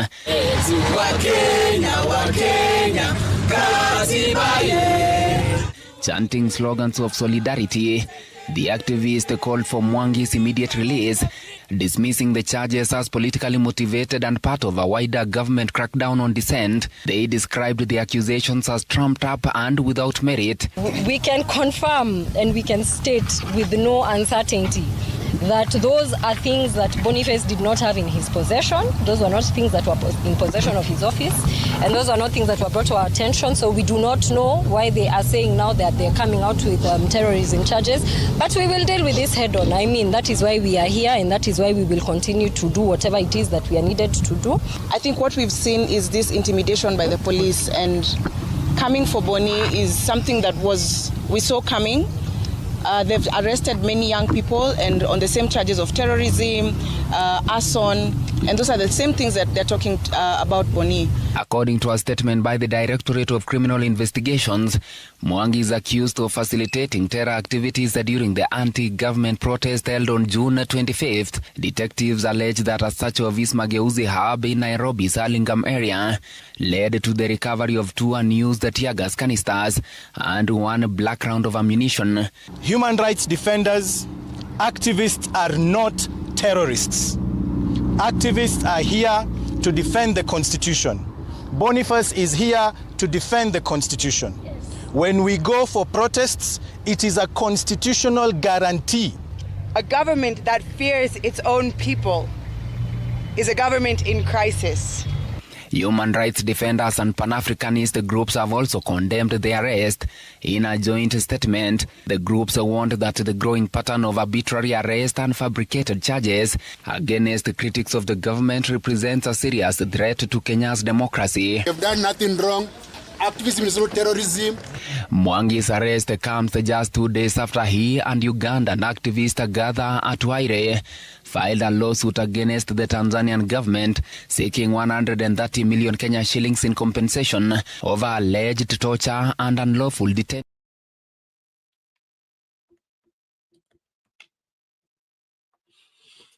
Okay, Daddy, karibu tu ngamue Sasa Bernard, niambie huyo na Kenyatta na kina Chengo Neko utofauti iko wapi? Niambie kama kuna tofauti, labda mimi sijui, lakini tofauti iko wapi? Kwa sababu mambo ya terrorism, Mwangi unawezaje kumshika hati yako terrorist? Hii mambo ya upumbavu wa mwisho, mambo ya kijinga. Kama nikikwambia kwamba tuko chini ya mkoloni ambaye ni mweusi, watu wanasema pana. Sasa Mwangi amefanya nini? Mwangi ana uwezo gani wa kushikwa hati ameshikwa na tear gas? Tear gas ni bomb ya watu wetu ni wajinga. Sasa niambie kama saa hii anashikwa, tofauti yake na Kenyatta na wakina Oneko wale walishikwa wakati wakapanguria 7, iko wapi tofauti? Iko wapi? Kwa sababu hata wale walirundikiwa kwamba walikuwa terrorist, walikuwa magaidi. Niambie iko tofauti gani? Where is it? Tofauti hakuna. Tofauti hakuna. Kwa hiyo hawa Ruto na serikali yake bado wanatumia mambo ya ukoloni, na ndio maana bado ukiangalia kitabu cha Jaramogi kwamba uhuru hatujapata, not yet uhuru. Kwa sababu tukitaka kuwa watu huru ni lazima tuwe huru. Tusiwe na string attached na serikali yoyote ya kikoloni. Hakuna, tukate hizo nani zote. Vile Ibrahim anafanya. Ibrahim sasa wanampiga, hawampendi kwa sababu anakata hizo mambo ya ukoloni. Amesema hata hiyo mambo ya sijui election commission ameivunjilia mbali, amesema ni upuzi mtupu. Haoni inafanya nini? Hizo miaka yote, miaka 27 kulikuwa na hiyo commission of independent commission, lakini kwa nini walikuwa uchaguzi ilikuwa hawezi kuchagua mtu mwingine, ni mtu mmoja tu. So hizo ni vitu ambavyo ziko na mizizi za ukoloni. Hizo mizizi lazima tukate. Sisi commission zetu ya Kenya ya election tumebadilisha mara ngapi, na kwa sababu iko na mizizi ya kikoloni bado hiyo kwa kweli hiyo ndio kitu haitufai. Hiyo election commission haitufai because it does not give us results ambayo tunataka. Yenyewe haina hata ethics ya kusema hatuwezi kama ukiwa na dosari hatukuweki hapa. Haina hata ichunguzi chochote. Ukishapeleka pale jina na pesa basi tayari wewe unachaguliwa. So hizi ni vitu ambavyo ni vitu ambavyo mikono ya mkoloni ziko ndani. Hizi ni vitu tunatakiwa tuvunje. Hazitufai. Zinatufaa namna gani? Kwa njia gani? Kwa sababu inatakiwa tuwe tunaona faida. Miaka 60 tunafanya uchaguzi. Kila uchaguzi tukifanya lazima watu wafe. Kwa nini? Why? Tukichagua viongozi wetu lazima watu wafe. Why? Hiyo ni kusema ni kitu it's not working. Wacha hata ni mambo ya president. Hata watu tu wakichaguliana huko mawabunge lazima utakuta kwamba watu fulani kumetokea ugomvi, watu wamekufa. Hii ni kitu haitufai kwa sababu hatujapanga kwa mila zetu na tabia yetu. Tunafuata tu mambo kiolela. So mimi nasema kama hiyo mambo ya Mwangi hiyo ni kwanza waste of time, a waste of money, or money for nothing, kwenda kumshika Mwangi ambaye in fact is ana effect yoyote, ana nothing. Hakuna haja ya kumshika Mwangi, kwa sababu kama anatetea hizo ni vitu ambavyo viko kwa constitution.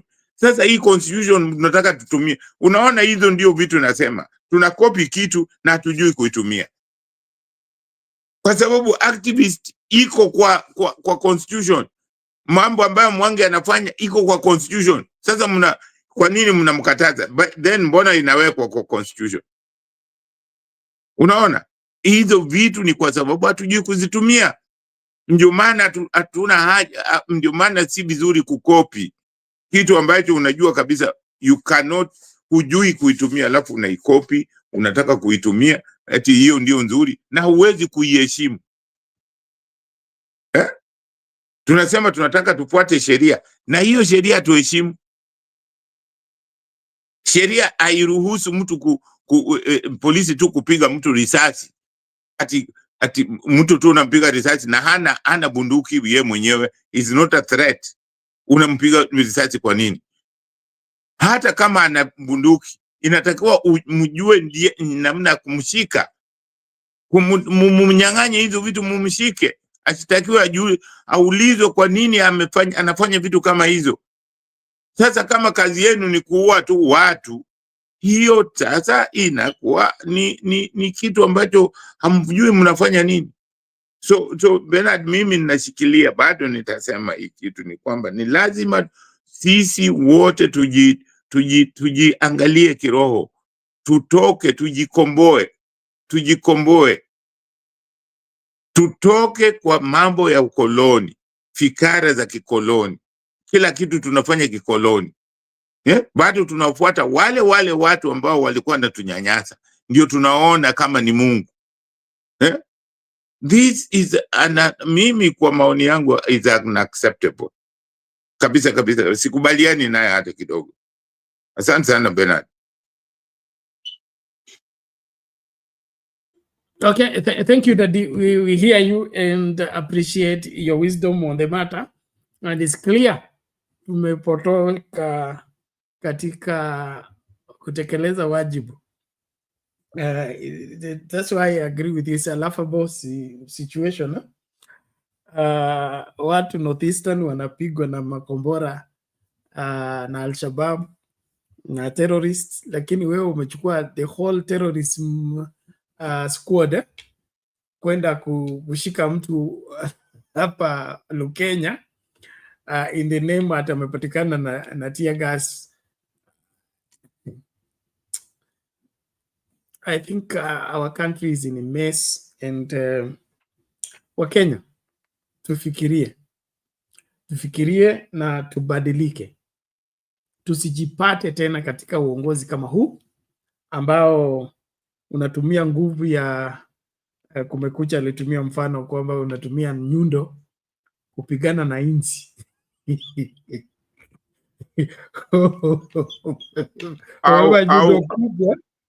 Yes. Au kupigana na umbu. Yes. Yes. Mosquito. Yeah. Umbu. Unataka kumpiga na nyundo. It's crazy. that is now that's how we are looking even in the international eyes, when we see all those things happening, and uko tuna insist kwamba these are terrorist acts, we are going to charge you with terrorism and all that, and supported by the president himself. Let's just hear this as we begin to wrap up. The police are trained to deal with criminals. They are not trained in parenting.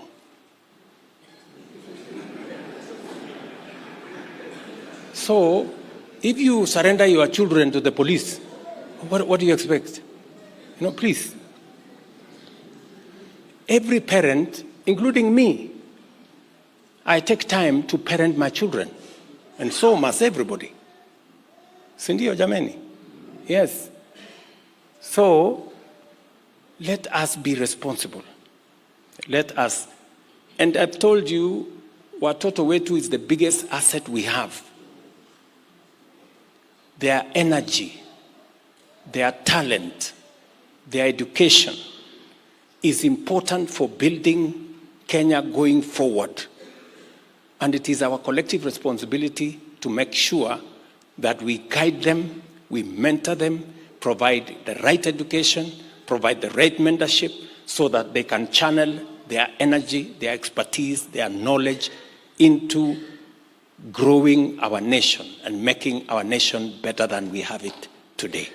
That's what we must do. And I want to ask all of us, including leaders, please let us not use or misuse or abuse our children by inciting them to cause violence, to destroy property, to destroy people's businesses. That is irresponsibility of leaders, and all of us, from parents to clergy to leaders, we must take responsibility if our children do the wrong thing. Witi, and I am Ashley Mazuri. The family of the late Harrison Wachira, a motorbike mechanic who was shot in Juja during the Sabasaba protests and his body dragged by police officers, is now seeking justice for their kin as they prepare to lay him to rest. KTN's Clement Masombo interviewed the deceased family members, and here is their story, narrated by Vera Mora. Wachira alikuwa kwa kazi yake, alikuwa anajifanyia kazi yake, hata kwa maandamano. Bona walimuua, bona waliua bradhangu. A somber mood at the family of the late Harrison Wachira in Nyeri's Majengo slums. He was among Kenyans killed during Sabasaba protests. All available accounts confirm that Harrison was in part of any demonstrations. He was at his border garage in Juja that day. Then they had a gunshot ring out.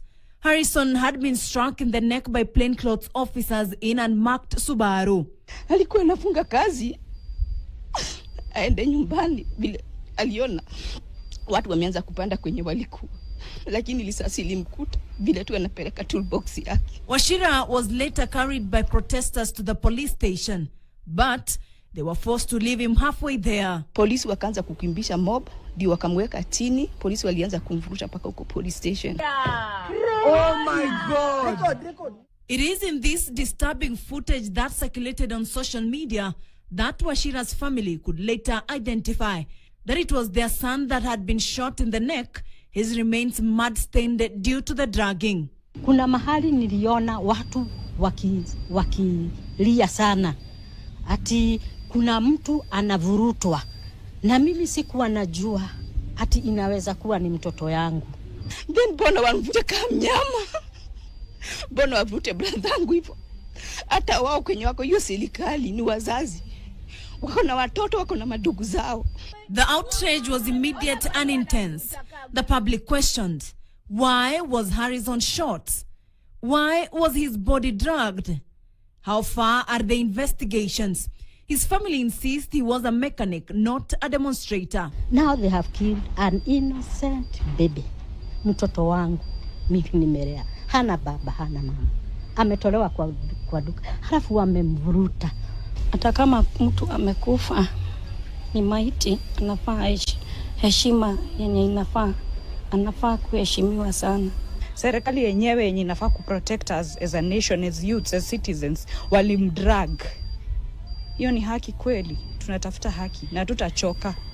Hatutachoka as a family, hatutachoka as a nation. Lazima tupate justice.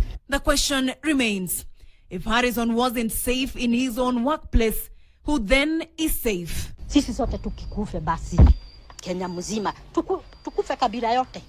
Tukupe 42 tribes, we die. Who shall you lead? Tunauawa saizi kama wanyama. Tutaishi aje? Tutakufa nchi ishi aje? Vera Mora, KTN. Quite heartbreaking. We hope that justice prevails. Sasa angalia sasa hiyo kitu nilikuwa nataka kusema Bernard. Huyu president Ruto anatakiwa resign. anatakiwa atoke, kwa sababu huwezi kusema mtu wa miaka 18 ni mtoto. Mtoto namna gani? 18 years old ni mtu independent. So huwezi kusema ati sasa mzazi analaumiwa. Kwanza mtoto, hata kama ni mtoto wa siku moja, hata ambaye yuko kwa tumbo, ni jukumu la serikali ya Kenya ku make sure kwamba huyo mtoto analindwa. Hauwezi kusema ati sasa polisi kazi yao ni kupambana na walifu. No, polisi kazi yao ni kulinda Wakenya na mali zao, kuwalinda Wakenya, wawe wahalifu, wasio wahalifu, lazima iwalinde. Hata kama mtu ni mhalifu, polisi hana ruhusa ya kumuua. There is no law inasema hivyo. Unaona vile huyu jamani mpumbavu ajui kazi yake ni nini. Ruto hajui kazi ya president. Kazi ya president ni kazi gani? Ambayo serikali, kazi ambayo yeye anatakiwa kuadministrate ni kulinda raia ya Wakenya, mipaka yake na mali yake, regardless hata kama kuna wengine ni wezi. Hao wote unawalinda, wako chini yako. So yo kama anasema ati kazi ya polisi ni kazi ya wahalifu. Sio kazi ya wahalifu peke yake.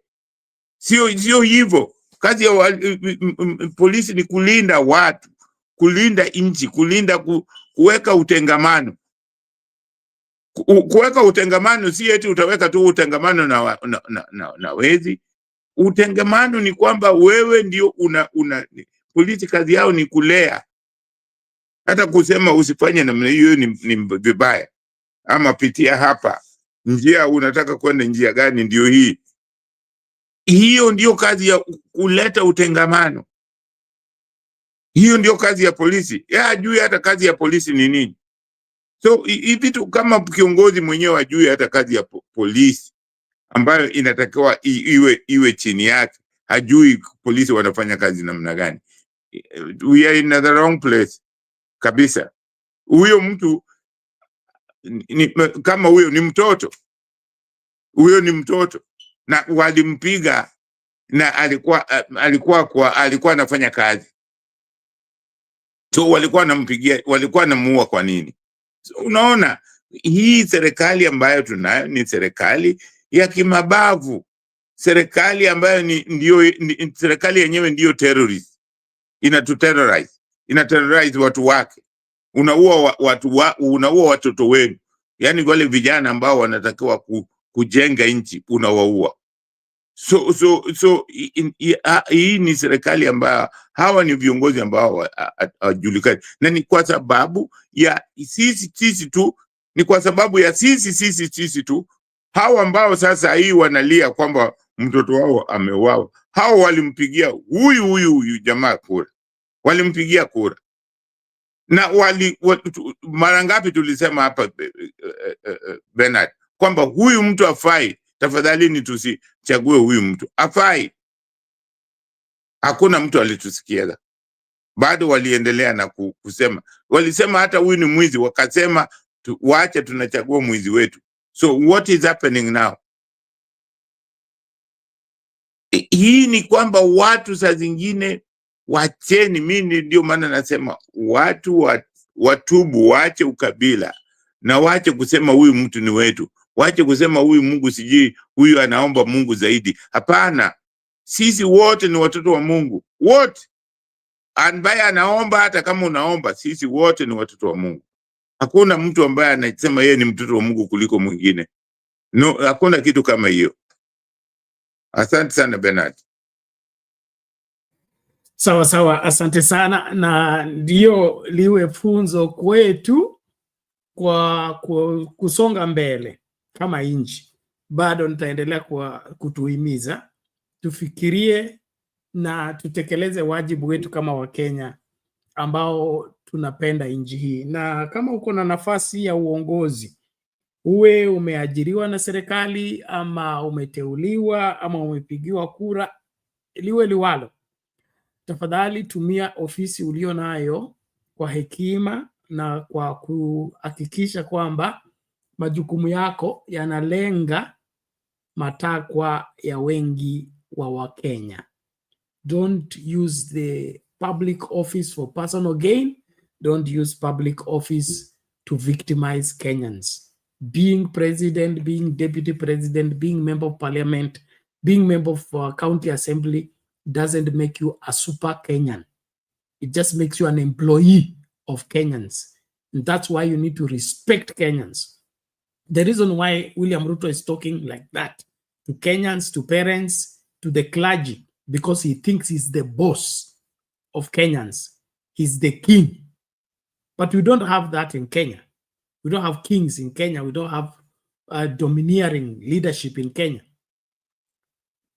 Being a president is a privilege umepewa na Wakenya. Na Wakenya wanaweza withdraw anytime. So lazima utembee katika kunyenyekea na kuelewa kwamba hii kazi nimepewa kwa kudhaminiwa. I've been given a stewardship. That stewardship can be taken from me anytime. So we also need kupiga randa ama kusugua akili za hawa watu ambao wanajiingiza katika uongozi, kwa sababu wanafikiria kuwa rais ndio kila kitu. Kuna dhana ambayo imehubiriwa sana kwamba mtu akisha win election, sasa hiyo imemfanya amekuwa juu ya sheria ama amekuwa juu ya katiba. Hapana. Unaweza kuwa elected kwa ofisi vizuri tu tena na Wakenya, wengi wa Wakenya, lakini ukiingia kwa ofisi ukawa wazimu, hatuwezi kusema kwa sababu ulipata kura nyingi tutaendelea kuwa na rais ambaye ni wazimu kwa sababu alipata kura nyingi. Sheria inasema wakati umekuwa akili punguani uache utoke kwa ofisi. So kura nyingi haihalalishi kila kitu. Kura nyingi ni kukuingiza kwa ofisi. Lakini ukiingia kwa ofisi na utekelezi wajibu wako, unapaswa kutimuliwa. Na hiyo ndiyo sheria. So hii maneno mlinipigia kura kwa miaka 5, lazima nimalize miaka 5. Wale ambao wanataka nitoke kabla ya miaka 5, hao ndio wanaenda kinyume na sheria. Hapana. Hiyo ni kutuchezea akili. Magufuli alipigiwa kura nyingi. Sijui ilikuwa 90% ama 80%. Akaingia kwa ofisi, akaapishwa, akaanza kuongoza.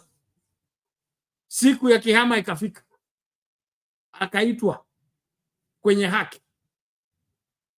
Watanzania walisema baka tumweke hapa kwa sababu tulimpigia kura miaka 5, hatuwezi kumzika, tunamweka hapa. When you die in office, you leave office.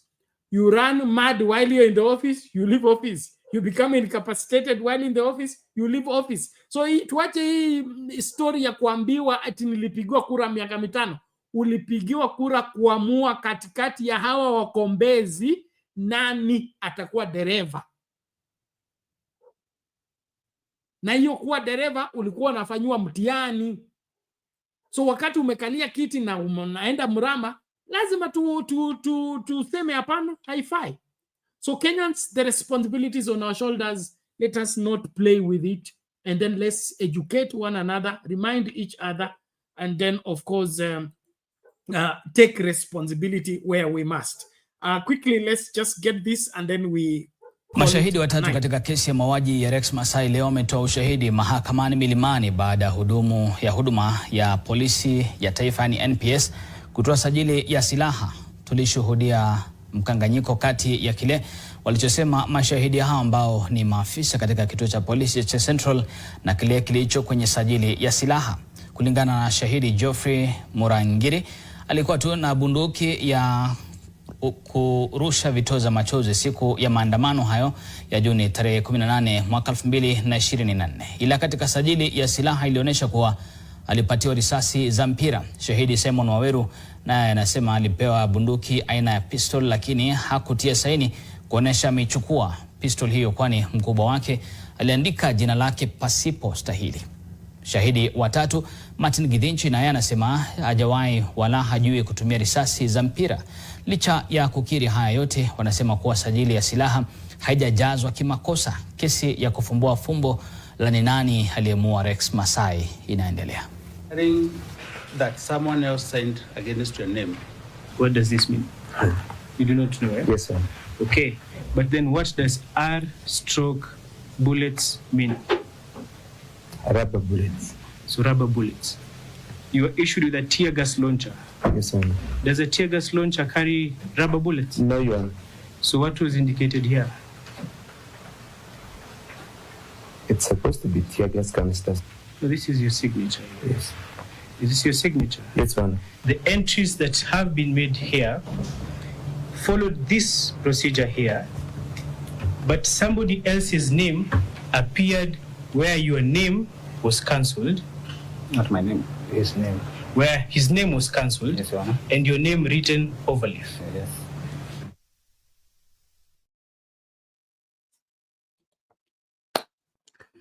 Okay, sarakati zetu haziishi. Tunafanya maovu, jaribu kuihalalisha, mambo yanakwenda ya kangagaja. Daddy, neno la mwisho tukingatuka. Asante sana Bernard. Mimi nasihi tu wa Kenya wote kwamba tujikomboe kimawazo, tupate kupata viongozi wazuri. Na mimi naanza kuambia wa Kenya kwamba kwa maoni yangu kiongozi ambaye anafaa sasa kuongoza Kenya ni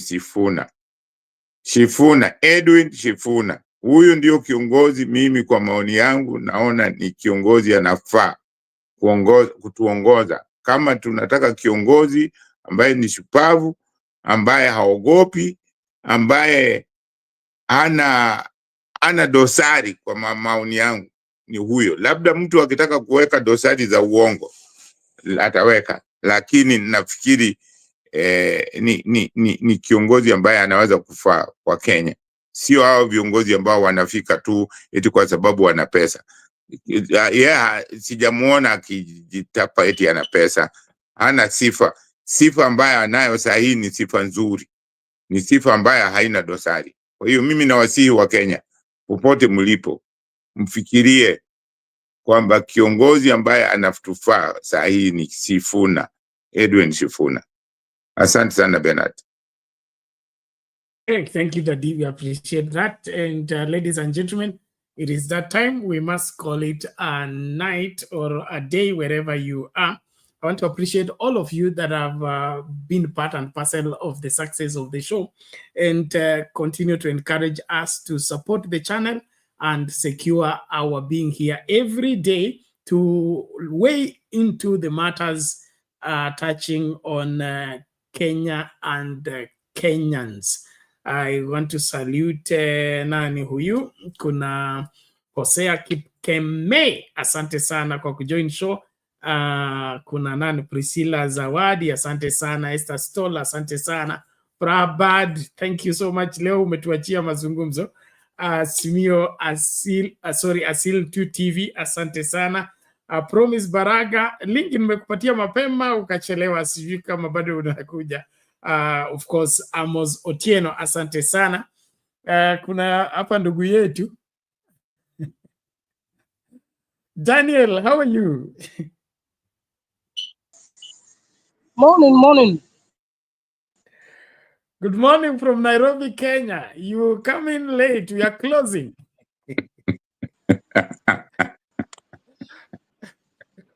Morning to West Papua. Well, welcome. Your word to the people. Hello. Oh, thank you.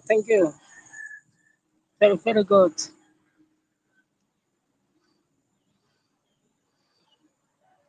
Hello, my friend. Yes, we can hear you. Yes, yes, I was Papua. Yeah. I know to Kenya, but I know meeting my friends from Kenya. Women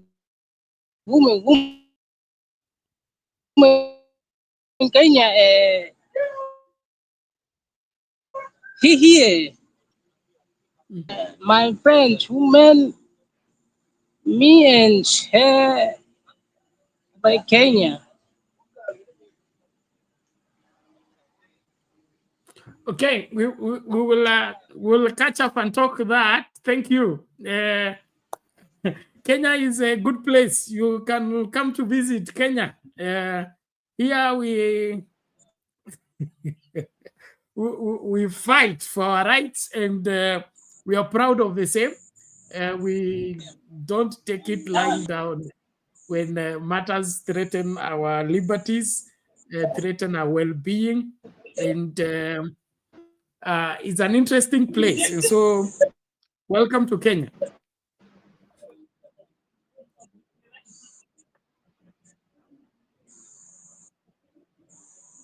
Yes, thank you, the woman.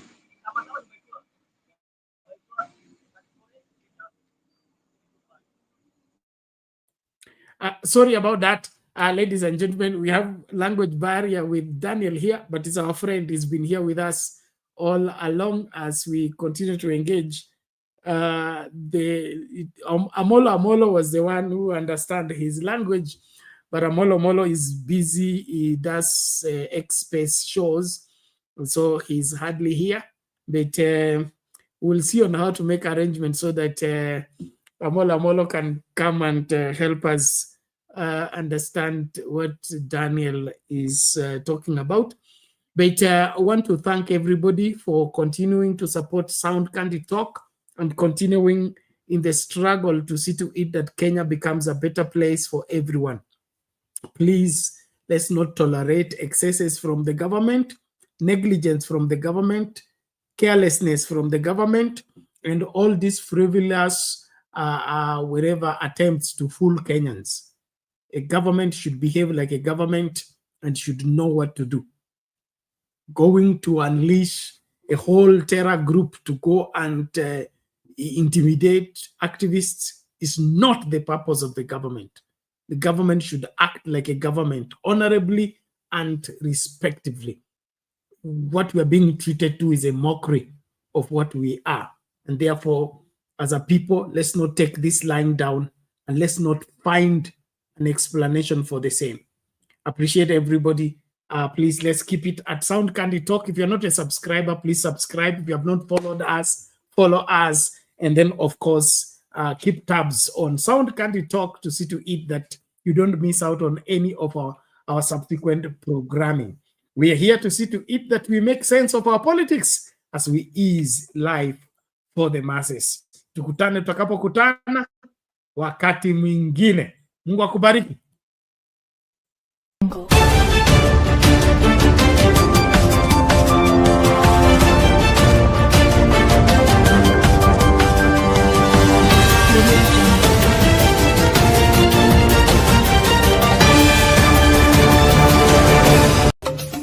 At Sound Candy Talk, we provide live UHD broadcasting for church services, talk shows and podcasts, weddings, live bands, products and services launches, webinars and trainings, Zoom meetings, conferences, seminars, exhibitions, and virtual concerts.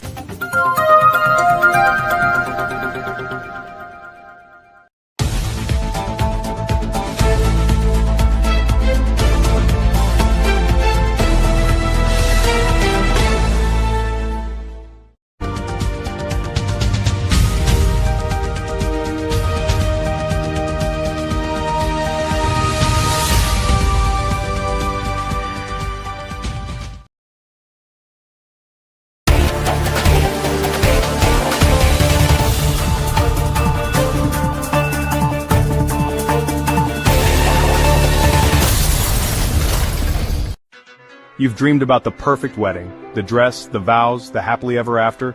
But let's ask the most important question. Before you say I do, are you truly ready for the lifelong commitment that comes after the honeymoon period fades? Bernard Ngozie's groundbreaking ebook Are You Marriage Ready is the ultimate guide to building a successful, lasting marriage. This isn't just another relationship book, it's a heart-to-heart conversation that prepares you for one of life's biggest decisions, getting married. Are you choosing love or just infatuation? Are you building a marriage or just planning a wedding day? Reading this book was a game changer. I realized I wasn't as ready as I thought, but now I'm on the right path. Don't wait until it's too late. Invest in your future. Download Are You Marriage Ready today. Link in the description below. Your future spouse deserves the best. Are you ready?